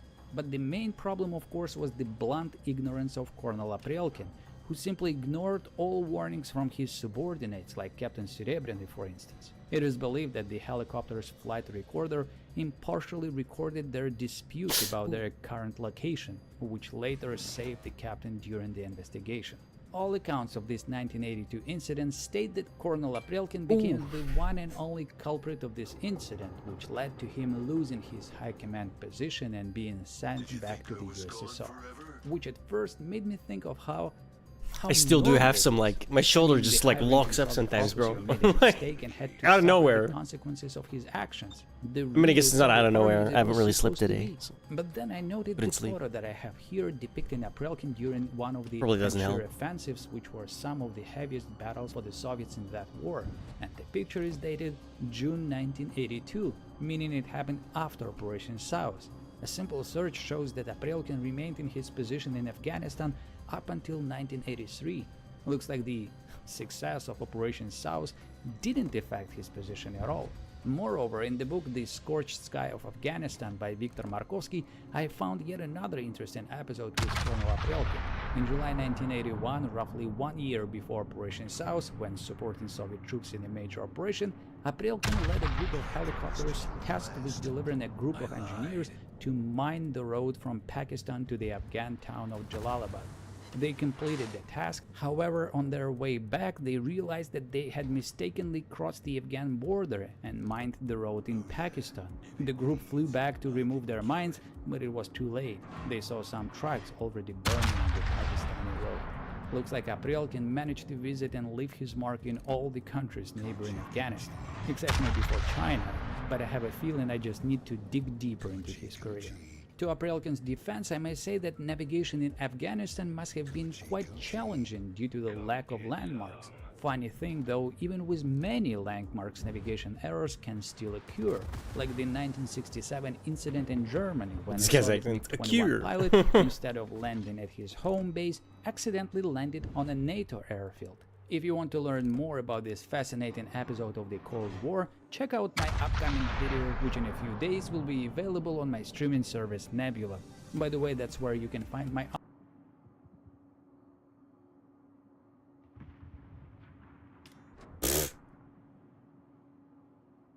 May 21st, 1911. More than 200,000 people gathered at the Issy-les-Moulineaux airfield in the south of Paris to celebrate the start of the big air race. Some of the best aviators of some French fuck-ups. For the price of 200,000 francs. Just for context, the title is "When a Plane Fell on the French War Minister." It was a big event, and that is why among the crowds on the airfield were not only ordinary French citizens, but high-ranking government officials as well. The race began early in the morning with the first airplane lifted into the air, but in less than an hour after the start, the event was overshadowed by a tragedy. Right after takeoff, one of the planes crashed into the crowd, killing one of the spectators.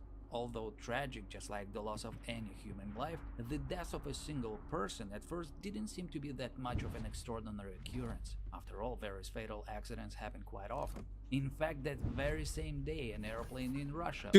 To make this like even more context, it's like a Wright brothers plane. It's like that old. It's been that long. crashed into a crowd, killing 5 and injuring around 100 spectators. But with the airplane crash in Paris, it was not how many victims that was important, but rather who had died and what the consequences of the accident were.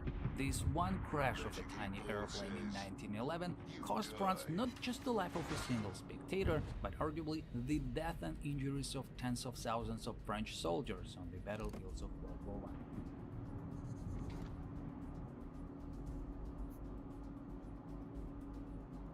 When learning history, it is surprising how often you find that a small event or detail that may seem insignificant at the time may have had such a huge influence on the future. And at some point it is almost inevitable that you start asking yourself the question, what if? What if the Academy of Fine Arts in Vienna had accepted a young painter named Adolf? What if the judgment of the Soviet colonel who received a false signal of an American nuclear attack had been different that day? What if the guy from Paper Skies didn't have an accent? And while getting the answer to that last question is quite easy, finding the answer for events of historical importance is most often simply impossible. That doesn't make those questions any less interesting, though. Quite the opposite. They were and always will be a reason for multiple historical debates. One such historical event was the crash of a small airplane in France on May 21st, 1911. I'm sure most of my viewers here are big aviation Greatest fans, handgun ever made. Not many of you remember a French aviator named Louis-Émile Tran, even though in the early days of aviation his name became world famous. And this, however, was not primarily due to his accomplishments as a pilot, but because Louis-Émile accidentally could have beheaded, in this case literally, the government of the French Republic.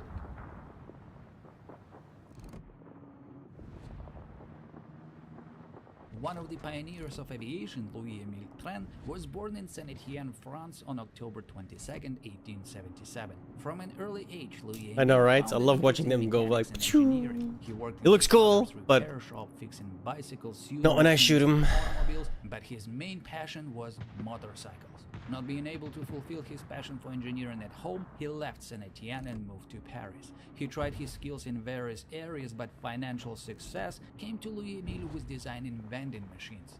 The revenue he started to receive now was enough not only for comfortable living, but also to financially support his new passion, airplanes. He soon received a pilot's license and, starting in 1910, built several airplane models of his own design, which for the time were quite advanced. The French army even placed an order for a dozen of Tran's airplanes. But despite this promising future, the aviation career of Louis-Émile Tran appeared to be short-lived. The main reason was the huge shock that Louis-Émile suffered after his accident on May 21, 1911. That day, he was among 20 aviators invited to compete in the air race from Paris to Madrid. The race was sponsored by the French millionaire Henri Deutsch de la Meurthe, who offered an impressive prize of 200,000 francs. De la Muerte, what the fuck? Some of the most famous aviators of the time, like Roland Garros, Jules Védrine, Doesn't sound very French. and others, among whom was also Louis-Émile Tran. For Louis-Émile, this wasn't his first such event, and unlike other aviators, he always flew airplanes of his own design. That day, he was to fly in his third. They're like model, actually which out of Tran range, had already all of them. used in Oh, previous not that guy, races, but he's out and of considered he's to be behind it. quite reliable. The first Yo, pilot is this guy last name? 5 a.m., followed by other pilots at short time intervals. Everything went smoothly until the turn of Jules Védrine, whose airplane, due to mechanical issues, crashed on takeoff.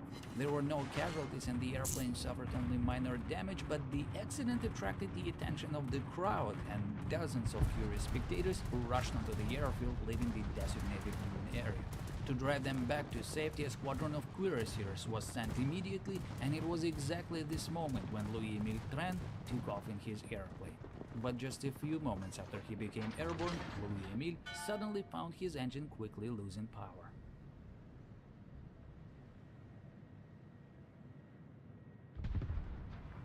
Tragic, unfortunate, even comical. It's really hard to choose just one word when describing the crazy sequence of events that happened moments after Louis Emil's airplane lifted into the air.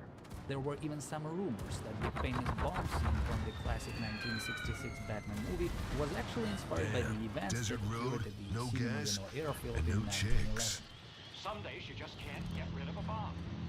Anyways, right after takeoff, Louis Emile noticed that his engine all of a sudden started to lose power and the airplane's speed was rapidly decreasing. Tran quickly understood that he wouldn't be able to continue the flight and an emergency landing was I love always being on the but great the problem was that team. ahead of him, just beyond the edge of the airfield, were the houses of Parisian neighborhood. It's Trying really to fun. avoid a crash and casualties, Louis Emile made probably the only correct decision possible to turn his airplane around and land back on the airfield.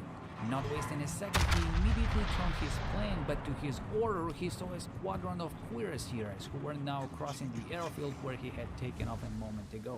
Trying to save people and forces, he turned the plane more to the right, but here he found a crowd of spectators who had scattered out of their designated area. Pulling the yoke desperately, he tried to fly over the crowd, but the airplane, which by that moment had lost power completely, crashed into the This is gonna fuck up my hair. Look at how much damage these torpedoes do too, dude. was not injured in Like the zero skill, you just click and hope that it hits something and just completely destroys you.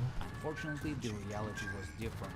While avoiding the cuirassier squadron and the crowd of spectators, Tran's airplane crashed. God, this game is so unbalanced. It's actually kind of crazy. You have to like really work to make a game this From unbalanced. the airfield that day, this small group appeared to be a bunch of high government officials. Buried under the crashed airplane was the Prime Minister of France, Ernest Monier. He was found unconscious, suffering from multiple internal injuries, 2 fractured bones in his right leg, a broken nose, and a frightfully torn scalp. His condition was so bad that at the time there were serious doubts whether he would be able to survive at all. The Prime Minister's son was also injured, as well as Henri Deutsch de la Meurthe, who probably at the moment there twice deeply again. regretted his decision to sponsor this event. But the least fortunate appeared to be the French Minister of War Henri Berthaud. The rotating propeller killed the minister instantly. The tragedy at the Issy-les-Moulineaux airfield deeply shocked not only France, but the whole world, making the accident in Paris one of the main news topics. Almost immediately, a special government commission started the investigation of the accident. A few days later, the commission concluded that given the situation, Louis-Émile Tran did his utmost to avoid casualties and there was no way he could have predicted the engine malfunction. Thus, the accident and the casualties that occurred were not his fault. But despite being officially exonerated from killing the minister and despite having a promising future career building aircraft, Louis Tran eventually decided to leave aviation. And soon Louis-Émile sold his aircraft business and, until his death in 1939, focused solely on the biggest passion of his youth, motorcycles. And that may look like the end of the story of yet another tragic though unremarkable accident, but with the outbreak of World War I 3 years after the accident in Paris, it appeared that Louis Tran's crash may have become the reason, although indirectly, for the enormous human casualties that France suffered in the first month of the war, including the French army's deadliest day ever.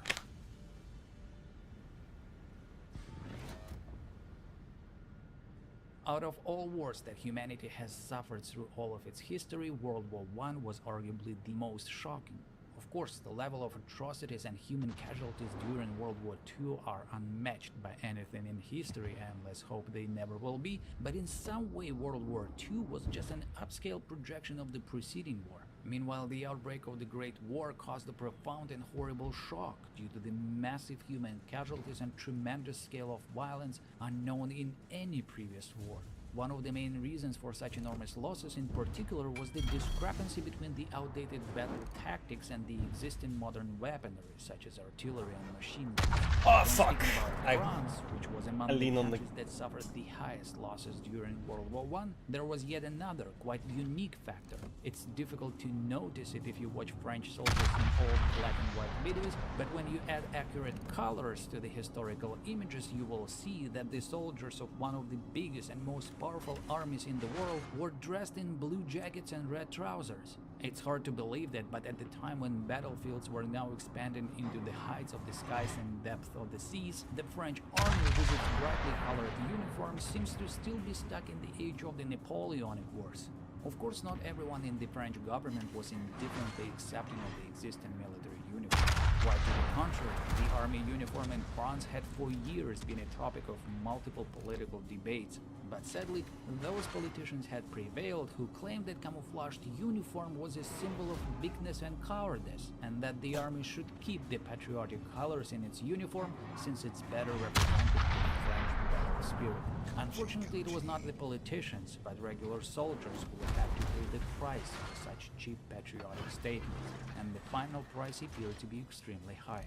3 weeks after the outbreak of World War I, during the Battle of the Frontiers, the French army lost 27,000 killed in just a single day, not counting missing, wounded, or captured.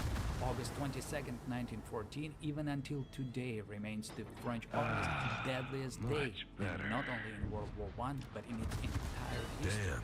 Desert None of the road, belligerent no countries gas, in any and battle no of chicks. World War I suffered greater single-day losses than France did during the Battle of the Frontiers. It is believed that one of the reasons for the French army's enormous losses was in particular the bright military uniform that made French soldiers perfectly visible and easy targets for the German machine gunners. It would take about a year Double up tier is before the outright whole criminal. French army would switch to the so-called Horizon Blue, a new blue-gray uniform that made French soldiers less visible to the enemy.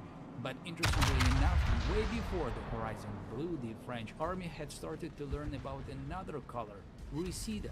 3 years before the outbreak of World War I, the French Minister of War at the time devoted himself to drastically reforming the French army to better respond to modern warfare. Despite massive political opposition, the minister in particular... Glancing blow, half my health gone. Full broadside, half of it hits, you do 2 test damage. Gray-green military uniform. The Seems first balanced. examples of the new uniform had already been manufactured and sent to the army for testing, and eventually the uniform would probably have been accepted by the French army, if not for the sudden death of the minister, which eventually led to the abandonment of the Reseda project, leaving the French army to enter World War I still wearing blue jackets and white trousers. The name of that minister was Henri Berthaud, the one and only victim of the small airplane crash at the Issy-les-Moulineaux airfield in 1911.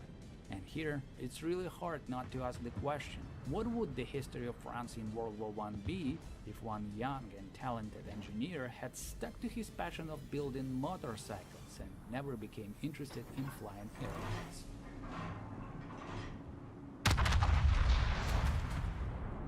Considering the horrible consequences of the crash landing at the 1911 air race at Paris, it is no doubt a deeply tragic event. But landing incidents could also be extremely amusing, like one of my favorite episodes, which happened in 1967 when a Soviet MiG-21 got lost and accidentally landed on a NATO airfield. If you want to learn more about this fascinating episode of the Cold War, check out my video, which is now available on my streaming service Nebula. God, this game is such cancer, bro. Bunch of retards yellowing torpedoes and it just works. In which a Soviet Antonov An-12 circled over a city for several hours with an entirely unconscious crew. Or the episode on the Russian art of military cheating when I was like literally at the edge of his range because the other torpedoes immediately disappeared. Submarine. And more episodes are coming soon. The reason for this growing number of my videos on Nebula is simple: the strict advertiser-friendly guidelines on YouTube in regard to historical content. Unfortunately, it's very often that my videos get affected by those policies, which leads to the video's demonetization and suppression of video views. And if you think I'm exaggerating, here is my video about Louis-Émile Tren, which was originally posted in November 2021 and then was subsequently demonetized and age-restricted. While most of my other videos received more than 1 million views, this one barely crossed the mark of 80,000 views in almost 2 years. Needless to say, such occurrences are very discouraging and often make one consider making something else on YouTube, something less risky. But fortunately, I don't need to switch since I have my streaming service Nebula, which was built by creators like me and where viewers can directly support their favorite creators. On Nebula, creators don't need to worry about any advertiser-friendly guidelines.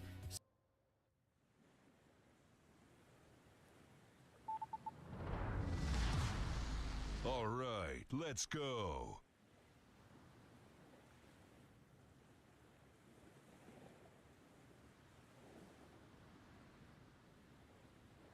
Let's be honest, Russia's military sucks. We were all told it was the second most powerful in the world, a global superpower, a force to fear. And then Ukraine happened.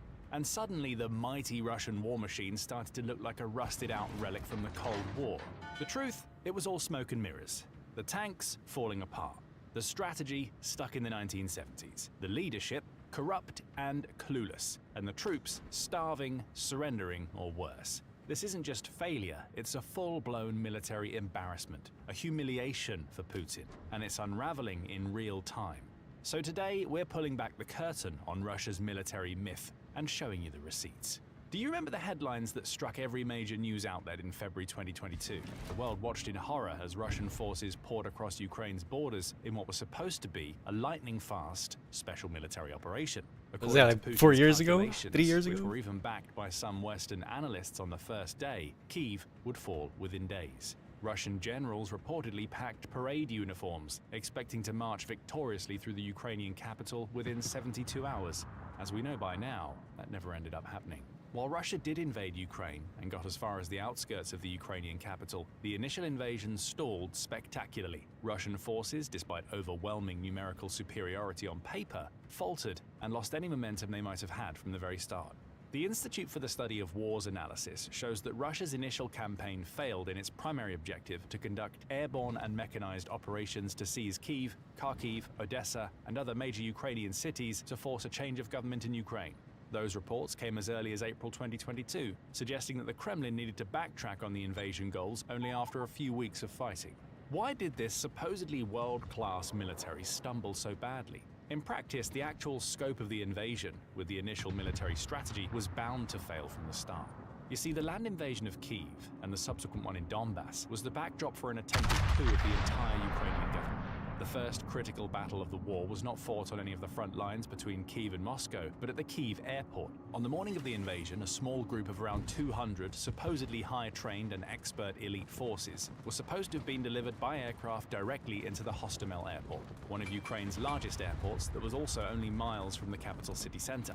The goal was to capture the airport using only air-inserted infantry, with aerial support provided by a sizable formation of 20 to 34 transport and combat helicopters. The operation aimed to establish an air bridge less than 10 kilometers from Kyiv, swift, bold, and dangerously close to the heart of Ukraine's capital. The next stage of the plan would involve a massive transport of troops from Moscow or St. Petersburg, with reports suggesting as many as 5,000 troops being prepped for transport. These troops would have direct access to Kyiv through the occupied area, which used to comfortably land some of the world's largest planes, storming the Capitol building and taking over the government to allow Putin a seamless victory. But the initial takeover of the airport went horribly wrong.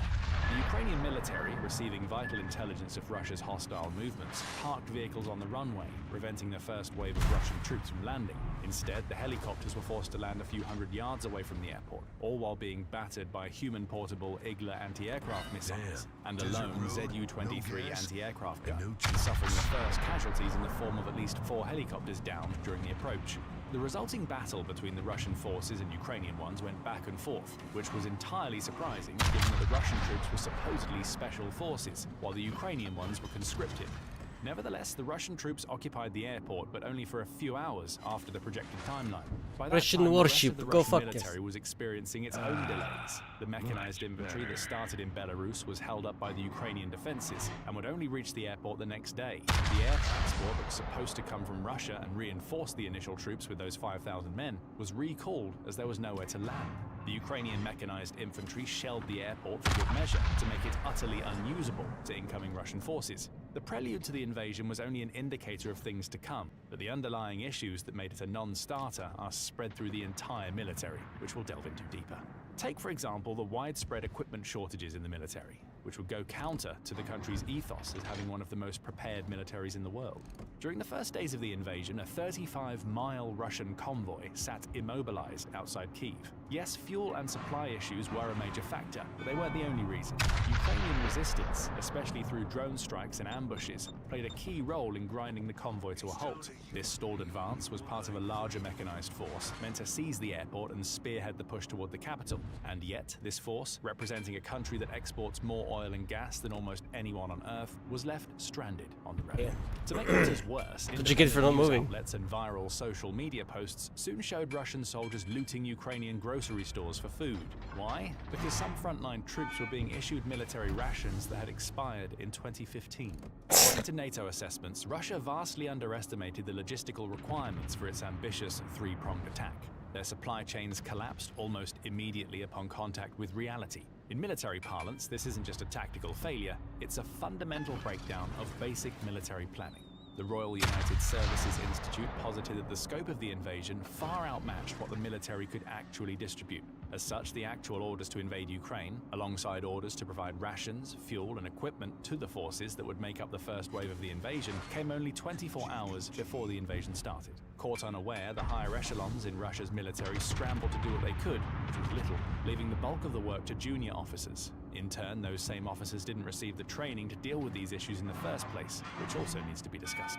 Perhaps you're thinking, okay, they had some supply issues, that happens in war, right? Sure, but what about the equipment they did manage to deploy? Russia was estimated to have some of the largest arsenals of tanks, artillery, and infantry support vehicles in the world. Military parades in Moscow over the years went to great lengths to showcase the progress of the Russian military-industrial complex. But as it turns out, much of Russia's touted modernization program was more smoke and mirrors than substance. Let's talk numbers. According to the Oryx intelligence group, which documents equipment losses with photographic evidence, Russia had lost over 1,000 tanks in only the first year of the war. By the end of the second year, that number rose to 2,800. That's more than the total number of tanks in active service in the entire British, French, and German armies combined at the time. A more recent estimate after the third completed year puts the count at a staggering 3,800 tanks. And that's only tanks. Between 2022 and 25, Russia lost over 12,000 armored combat vehicles in total. Sticking with the tanks for now, the main battle tanks Russia utilized were the T-90s and T-80s, both upgraded versions of Soviet-era designs and far more capable than what Ukraine fielded at the start of the invasion, the T-84 and the modernized T-64. But Ukrainian forces have destroyed, damaged, or captured hundreds of these modern tanks. So what happened? The modern tanks still shared some of the crucial weaknesses inherent in the Soviet designs, which aimed to reduce complexity, maintenance, and manpower requirements. A vital example Probably still needed a hammer to put it in gear. It meant the tank should be able to fire faster and not need a dedicated crew member to reload the main armament. The ammo storage on the tank ended up being unarmored. This would allow Ukrainian troops to directly target the storage with mines or drones, which could decimate the entire tank. However, some tanks were later found to have reactive armor blocks filled with rubber or cardboard instead of explosives. This would point to the actual manufacturing of the tanks being far behind its supposed goals, and that the rampant corruption and underfunding have led to Russia sending faulty or outdated equipment to the front line. The equipment issues were further highlighted by reports from early 2023 of Russia deploying Soviet-era T-62s and even older T-55 museum pieces. Footage and analysis suggested these tanks were effectively obsolete in modern tank-to-tank warfare, better suited for static defensive roles than frontline assaults. So it took less than a year for Russian strategists to move the goalposts from invade and capture the entirety of Ukraine to create a defensive. It's crazy how fast the ship goes on fire. Every single shot fire. And that wasn't all. The T-90, or its more advanced version, the T-90M, weren't supposed to be the pinnacle of Russian tank engineering. That honor, if we could call it as such, belongs to the T-14 Armata. However, the T-14 program ended up being plagued with issues. When the tank was initially designed and displayed in 2014, the Russian armed forces proudly announced it would source 2,300 of these tanks by 2020. This would give it a 2-year period to train its troops with the new tanks and devise strategies specific to the modernized vehicle. Instead, the estimate kept going down. By 2021, the estimated number of tanks was only 100 by 2025. That number was further dropped to more than 40 after 2023. Reports from 2023 showed footage of what looked to be a few T-14s in Ukraine, but even those last few vehicles seem to have been pulled from the front line just a few weeks later. Initial claims of the tanks being sent to Ukraine were rebuffed, instead of sending T-90s, which were much more economically viable. It's far more likely that Russia pulled the tanks from the front line to avoid the shame of losing the state-of-the-art machinery to ragtag Soviet-era tanks, donated obsoleting pieces from NATO, and modified commercial drones. And the Russian Air Force hasn't fared much better. Despite having one of the world's largest fleets of combat aircraft on paper, Russia has failed to establish air superiority over Ukraine. Why? Well, reports from NATO intelligence suggest that many Russian pilots receive only 50 to 100 training hours annually, compared to NATO's 180-hour minimum. They simply don't know how to effectively operate in contested airspace. Furthermore, the Air Force was designed to be directly supported and guided by Russia's land forces. Russian pilots would get targets from land operators on the front lines or from static defenses inside Russia, in the case of a defensive war, which was the more likely scenario according to Russia's military doctrine. Instead, with widespread equipment and logistical failures, Russian airplanes had nothing relevant to do. With a lack of training and sometimes even a lack of working GPS equipment, as shown by footage of planes strapping commercial GPS devices to the cockpit, the aircraft were relegated to sending long-range glide bombs, which had their own suite of issues and failures. The lack of military-industrial progress could be explained by the incredible strains on its economy, the lopsided effect of the Russian energy industry on domestic production, and corruption. Russia simply lacks the industrial capacity to mass-produce advanced systems. Western sanctions have severely restricted Russia's access to crucial microelectronics and other high-tech components. Reports indicate that Russian arms manufacturers have resorted to salvaging semiconductor components from consumer electronics like refrigerators and dishwashers to build military systems. I can't even damage a destroyer, bro. I swear this Gas game. and oil exports making a large chunk of the country's revenue, in some cases approaching 50%. The energy industry has grown to the detriment of others, with available manpower plummeting to account for the industry's growing salaries and job openings. At the same time, the exorbitant casualties that Russia has faced, losing an estimated 783,000 soldiers between 2022 and 2025, including over 170,000 killed and hundreds of thousands permanently disabled, alongside the emigration of nearly 900,000 people, have pushed the country toward unprecedented labor shortages. While not all of the wounded were incapacitated, the sheer scale of deaths, disabilities, and brain drain has contributed to rising unemployment and a shrinking workforce that threatens to undercut Russia's long-term economic and military resilience. Yet despite this growing crisis, Russian government officials have issued repeatedly contradictory data on workforce gaps and demographic trends, suggesting an active attempt to obscure the severity of the problem and preserve the Kremlin's wartime narrative. Russia's lack of military might goes beyond technological and equipment downfalls from a lack of industry. The tactics that the military use are considered insane at some points. Military analysts have documented Russian units conducting frontal assaults across open terrain against prepared Ukrainian positions, a strategy called human wave attacks. The resulting casualties have been staggering. In some sectors, Russian forces have suffered near complete casualties of entire battalions, leading to severe demoralization and a lack of overall manpower in the army, which only fueled future failures. Even more shocking has been Russia's failure to effectively coordinate combined arms operations, the integration of infantry, armor, artillery, and air support.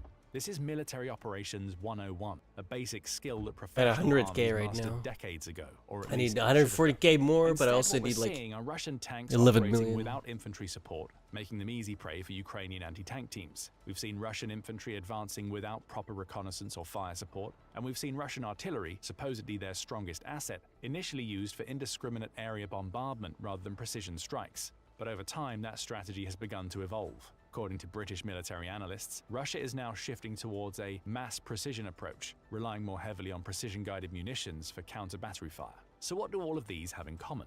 The short answer is lack of training and officer corruption. First, Russian generals have had to position themselves dangerously close to the front lines because their troops simply cannot operate effectively without direct supervision. This speaks volumes about the lack of initiative and training among junior non-commissioned officers. The CNA, or Center for Naval Analyses, provided an extensive report of Russia's armed forces training, outlining several problems all the way back in 2009 that were not fixed by the time the invasion came. For example, a long-standing problem in the army is the separation between contracted and conscripted soldiers. This is further exacerbated by a lack of standardization in training, as each Russian unit conducts in-house training with no countrywide standards or reporting requirements. The CNA suggested that a few officers were previously fired for overstating their successes. Mind you, this was before the war in Ukraine. But there seems to be no improvement in that regard, at least according to how the invasion turned out. The CNA put the bulk of the issue on Russia's rigid military infrastructure, doctrine, and training regimes. The officers are trained to obey orders from their superiors, and combat training is conducted using predetermined missions and objectives rather than dynamic responses. The vertical nature of Russian command has created a military unable to adapt to rapidly changing battlefield conditions. While Ukrainian forces demonstrate agility and decentralized decision-making, Russian units often wait for orders from above, creating fatal delays in the fast-paced modern battlefield. Without supervision and direct backing from officers, Russian soldiers broke rank. When ambushed, most Russian conscripts simply surrendered. The aforementioned human wave tactics that led to the staggering losses, captured soldiers claimed that they were forced to advance or would have been shot by their own commanders. The extent of mismanagement and lack of training came to a head in August 2024 when Ukraine managed to mount a counter-invasion into Kursk, which contained waves of Russian conscripts surrendering to incoming Ukrainians, citing a lack of training, preparedness, or even actual orders from the upper officers. Second, Russia's secure communication systems have failed so spectacularly that high-ranking officers have resorted to using unsecured phones, making them vulnerable to Ukrainian intelligence and precision strikes. And those same officers spent years trying to skirt the rules and regulations of the military. On paper, Russia's pre-war military budget hovered between $60 and $70 billion, far less than the combined spending of NATO countries. So where did it all go? Into the pockets of corrupt officials and generals. And if recent reports are any indication, that hasn't changed one bit. Transparency International ranks Russia among the most corrupt countries in the world. This corruption permeates every level of the military establishment, from procurement officers accepting bribes to approve substandard equipment, to unit commanders selling fuel and supplies on the black market, to defense contractors delivering hollow shells instead of functional weapon systems. Investigations by independent media outlets revealed shocking examples: non-existent ghost soldiers whose salaries went to the commanders, military construction projects that existed only on paper, and maintenance contracts for vehicles that hadn't run in years. This systematic corruption has hollowed out Russia's military capabilities from within. You can't build an effective fighting force when everyone in the chain of command is skimming from the top. Worse yet, as casualties mounted in Ukraine, the Russian military faced a severe manpower shortage. Their solution, the Wagner Group, led by the now deceased Yevgeny Prigozhin, began recruiting directly from Russian prisons, offering pardons in exchange for 6 months of service. These convicts, many serving sentences for violent crimes, received minimal training before being sent to the front lines. Reports indicate some received as little as 1 week of preparation before combat deployment. The results were predictably catastrophic, with Wagner commanders using these prison recruits as disposable soldiers in those same human wave attacks to reveal Ukrainian positions.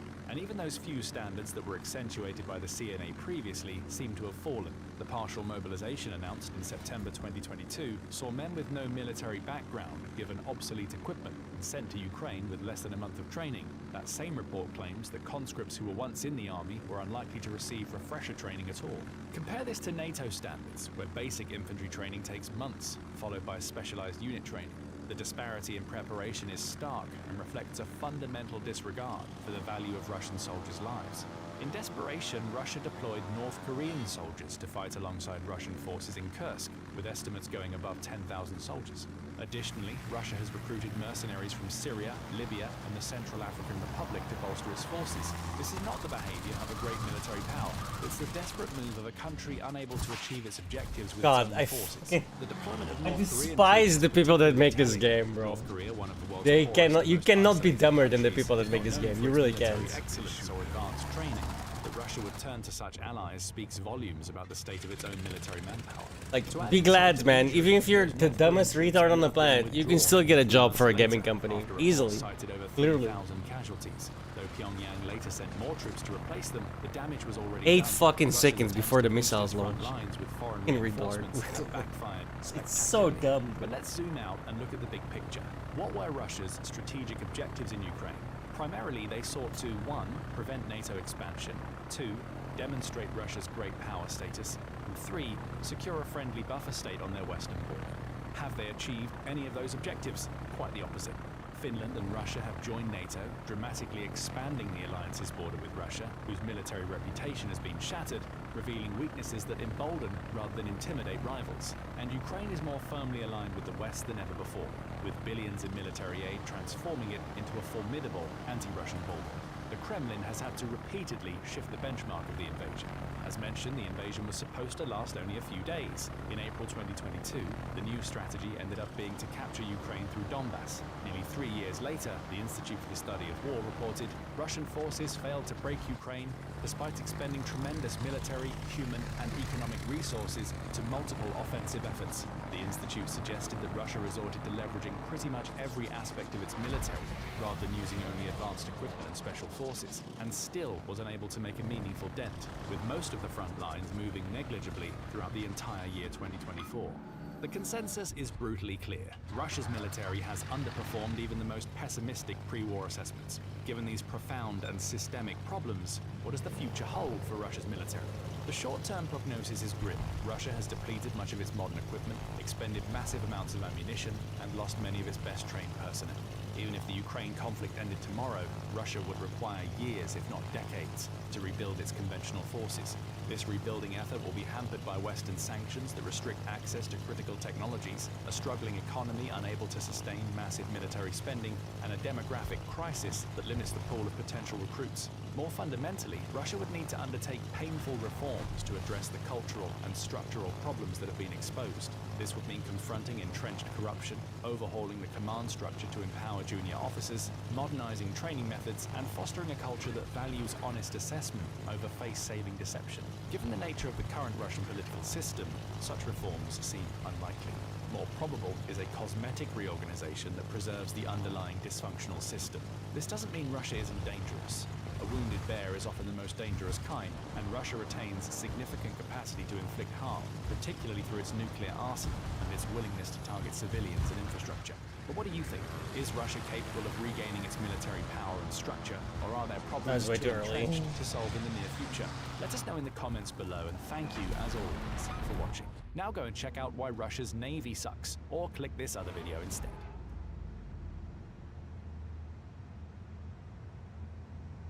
If you queued up a generic video entitled Epic Russian Army Fails before February 2022, you might have like how they've been making these videos for like years. I guess it's not like that much, right? You're still fighting the war. Mishandling live grenades, or marching comically out of lockstep. To tell the truth, it might not have been all that different from your standard Epic US Army Fails compilation. But times have changed, and since Russia's 2022 full-scale invasion of Ukraine, its military has chalked up an impressive list of tactical, operational, and strategic failures which have attrited their once feared invasion force beyond comprehension. Cataloguing a comprehensive list of these failures is impossible. The YouTube compilation video would rival the length of any Greek tragedy or comedy, depending on your perspective. Still, we have tried to come up with a list of major shortcomings which have had the most significant bearing on the conflict's outcome. Here are 6 major military failures committed by Russia in the war against Ukraine since the 2022 invasion. Number 1, the failure to capitalize on the capture of Hostomel Airport. From the start of its unlawful invasion, Russia's hopes rested on the premise that its armed forces could rapidly encircle Kyiv, decapitate its political leadership, install a pro-Russian regime, and place itself in a strong position for negotiations. The quicker this happened, the less time Russia would afford the West to unite and intervene. And with hindsight, we know this mattered a lot. Ultimately, speed, precision, and grit were the difference between the conflict becoming Russia's version of the Gulf War or Passchendaele with drones. It's no secret that Putin's plan went spectacularly awry. The cornerstone of the invasion was, in fact, the Hostomel Airport, a key military airfield and logistical hub with one of the longest runways in Eastern Europe, just 10 kilometers northwest of Kyiv. The battle for Hostomel lasted less than 36 hours, was the first major battle of the Russo-Ukrainian War, and a decisive event in the war, and was a perfect example of how a tactical setback can snowball into operational stagnation. The plan was simple, conceived as a traditional airfield envelopment and seizure, followed by the insertion of elite airborne battalions in transport planes. Once everything will miss. Russia's airborne troops would secure the city, overthrowing, assassinating, what a terrible and forcing fucking game. Zelensky's cabinet into exile. Putin truly believed Zelensky's government would capitulate in 3 to 4 days, the first of his many strategic blunders. In this, he severely underestimated Ukrainian resolve. There was plenty of risk in the Hostomel plan. It wasn't a traditional combined arms operation targeting Ukraine's armed forces in the field. It was a political coup de main, a surgical attack which sought to avoid a large, publicly shocking set-piece battle. Ancillary thrusts elsewhere across the country were designed in part to paralyze Ukraine's armed forces and spread them thin, maximizing Russia's chances. Russia had already tried a number of these high-risk, high-reward strategies in the past, with mixed results. It happened in Czechoslovakia in 1968, in Afghanistan in 1979, in Kosovo in 1999, and in Crimea in 2014. According to a group of Western Soviet experts, if anything, the attempt on Hostomel was stereotypical of prior regime change operations, equally reminiscent of their failed attempt to secure Grozny in 1994, when a multi-prong assault into the heart of the city went badly during the First Chechen War. Russia likes shock and awe, and to achieve I'm really starting to think like a lot of CV players are just straight up cheating, dude. I can never get close, and I always out of planes within two squadrons. I don't know how they do it. The crazy thing is that Russia had all sorts of infiltrators. There has to be like an exploit or something that they're using. For months, saboteurs and spies actually tasked crazy. with enabling the Russian advance into the city went about funneling intelligence back to Moscow, marking landing zones, securing infrastructure, and more. Their efforts achieved little. Incredibly, in the same way many Russian soldiers were surprised that their initial deployment along the border on exercise had transitioned to a complex scheme for a large-scale invasion involving tight timetables and numerous axes of attack, many of Russia's saboteurs were likewise fuzzy on the details of Putin's plan. Fortunately, Ukrainian intelligence and police officers uncovered and arrested most of these infiltrators before the invasion truly had kicked off. On the morning of February 24th, the assault commenced as an aerial convoy of around 34 Mi-8 HIP transport helicopters and dozens of Ka-52 Alligator and older Mi-24 attack helicopters advanced along the infiltration corridor into Kyiv's airspace. The 200 to 300 VDV paratroopers securing the airport expected minimal resistance. They were inserted at the southern tip of the airfield, while attack helicopters raked stationary defenses to the north. Ukrainian Major Vitaly Rudenko, commander of the small garrison of National Guard forces defending the site, was apparently unaware of the approaching helicopters until he heard the chopping of the helicopters' rotor blades. His troops were ill-suited for the task, to say the least. Ukraine's 4th Rapid Reaction Brigade was a newly organized combined arms entity created along NATO standards, with infantry, tanks, artillery, and no way! How is it so fast? The problem for Rudenko what? was that his superiors had expected the weight of the attack to come in the Donbass and deployed most of the 4th Brigade heavy This weapons game out is east. so The fucking 200 men left to unbalanced. defend the airfield were rear It's echelon crazy. forces, most of them new conscripts wielding small arms, a few older Igla manpads, and a towed AA Like, at least gun. try and get it somewhat They were balanced. more Like, akin they're to not even finance trying, officers dude. than These people are infantry just officers. Still, they did their best, Ah, with 20 of them defending the radar at the northern so extreme of the lazy, airfield with bro. the AA gun, while the rest called in reinforcements and dug in to defend the airfield from the VDV in the south. Moving large vehicles onto the tarmac to prevent fixed-wing aircraft from landing, the defenders quickly shot down a Russian Ka-52 helicopter with an Igla, which boosted their morale. They would repeat this feat 3 more times in the next 2 hours as ammunition ran low. In the end, they simply couldn't hold the airfield, conducting a controlled evacuation to the outskirts of Hostomel while massing reinforcements. The Russians had prepared 1,000 reinforcements of their own they hoped to insert earlier in the day, but the helicopter losses, Ukrainian artillery fire hitting the airfield, and inability of the Russian airborne to control the surrounding vicinity forced them to abort their plan. This was, by all measures, a pivotal moment in the then nascent fight, and to this day, nobody is certain why Russia's reinforcement plan was abandoned. Russian hopes then rested on the set of advancing mechanized columns coming in from Belarus. They had only 79 miles to reach Kyiv, but as they drove through the narrow corridor through Chernobyl and Ivankiv, they encountered resistance of their own. I don't know why I leaving bought the her. Russian I really VDV don't. Isolated at Hostomel. Ukraine's military leadership recognized the importance of the moment and ordered an immediate counterattack to retake the airfield.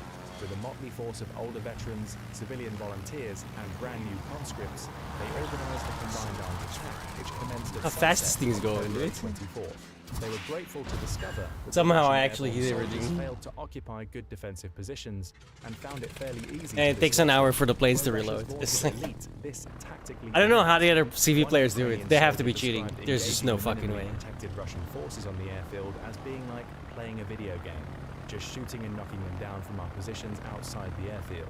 By evening's end, the Ukrainians had sent the Russians airborne into retreat. It would be recaptured the next day, but would never serve as the air bridge Russia needed. Thankfully, delays to the advancing Russian mechanized column from Belarus removed the element of surprise and gave Ukraine breathing space to mount a credible defense of Kyiv. Russia's haphazard attack on Hostomel seemed to have no alternative or viable plan B. There were plenty of weaknesses to exploit on the city's western truly is side and will during the always first remain week of the Russian. war. But Russia was This bent game on is a direct assault from Hostomel into the city center. special. The failure to enact a complete encirclement of the city saw Russian units bogged down in cramped suburbs Very. and urban environments, where their advantage of mechanized mobility could be easily countered by marauding, lightly equipped squads of Ukrainian guerrillas. Consequently, the failure at Hostomel ushered in a whole host of compounding supply issues, strangled Russian lines of communication, opened up bogged-down Russian convoys to ambush, and vastly bolstered not only Ukraine's morale, but Western confidence in their ability to win. More importantly, it disavowed the notion of any inherent Russian military superiority on the basis of geopolitical reputation. Of course not. Alone. Of course By it March doesn't. 25th, the Man, Russians had can we withdrawn please from Kyiv. put some of By these April people in 1st, jail already? Hostomel If was you make, cleared, oh resulting my in god, the if you make a game this bad winning the war and this quickly. psychologically Number fucked two, in your monetization Snake scheme, you Island, should losing 100% be in the jail. information war.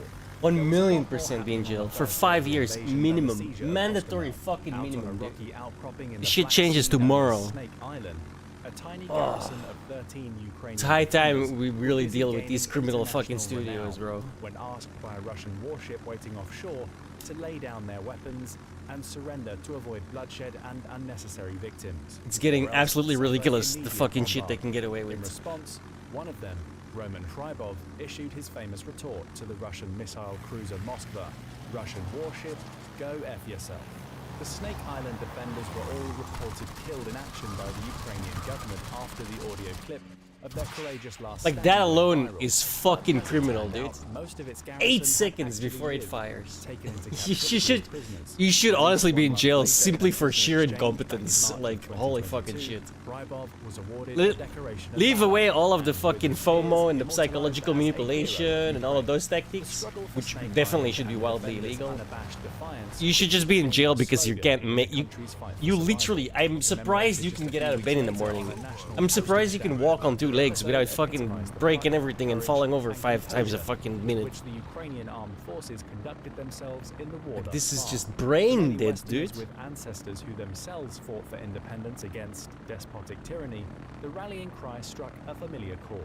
It was one of many instances where, almost immediately, Ukraine demonstrated it was intent on winning the information war against their Like, this enemy, game would be so much while better Russia if it would showed be made by little any other aptitude for fucking nation. controlling or caring about the message it sends to the world. Ukraine has not lost ground in this domain ever since. Number 3, the inability to prevent the sinking of the Moskva. Maybe instead of targeting Snake Island, the Moskva should have picked on someone its own size. Fittingly, our next failure on the list was Russia's inability to prevent the Moskva's sinking, which was, ironically, critically damaged in an attack by Ukrainian anti-ship missiles just a few weeks after its Snake Island run-in, and sank the following day on April 14th, 2022. Having received intelligence and targeting data on the Moskva's whereabouts from American intelligence agencies, the Ukrainian Navy planned a strike on the flagship vessel of the Black Sea Fleet, which had, since Soviet times, Look at this intervened in retarded conflicts AA, from dude. Georgia to Syria. Like, All it took was this game is so 2 insanely Neptune unbalanced. I'm anti-ship amazed. missiles I'm to amazed. start a fire large enough to cause the ship's munitions to cook off and Like, that's, explode. I honestly, that's probably why I'm playing it, Sank bro. in stormy seas shortly thereafter.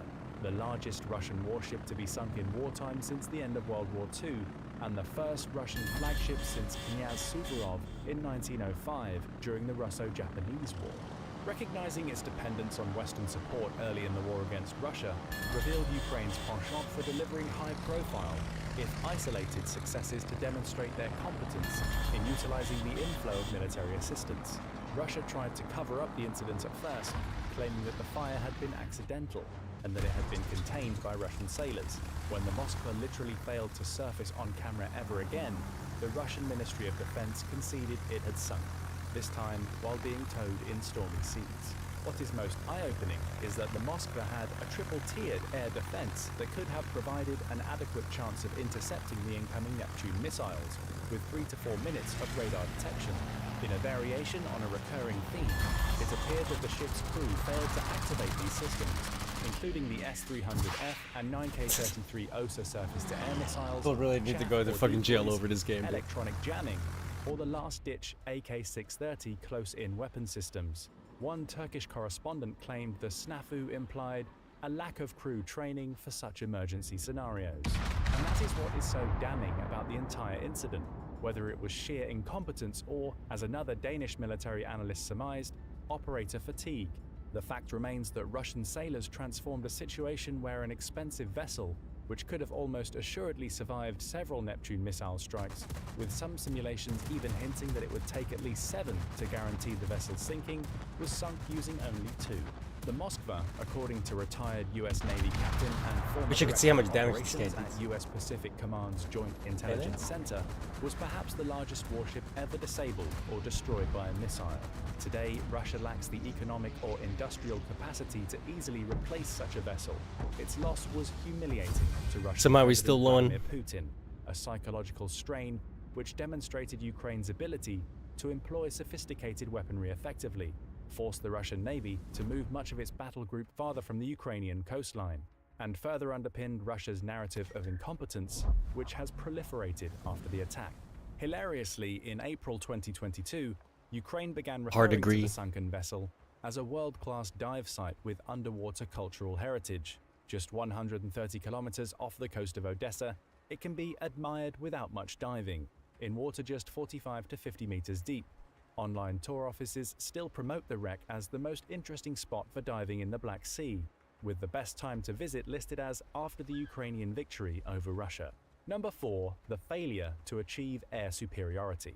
From the depths of the Black Sea, we travel to the airspace over Ukraine, where, whichever way you cut it, you've probably been left wondering the same thing as everyone else. What on earth has happened to Putin's vaunted air force? Try as they might, Russian combat aviators have failed to establish any kind of air superiority over the battlefield thus far.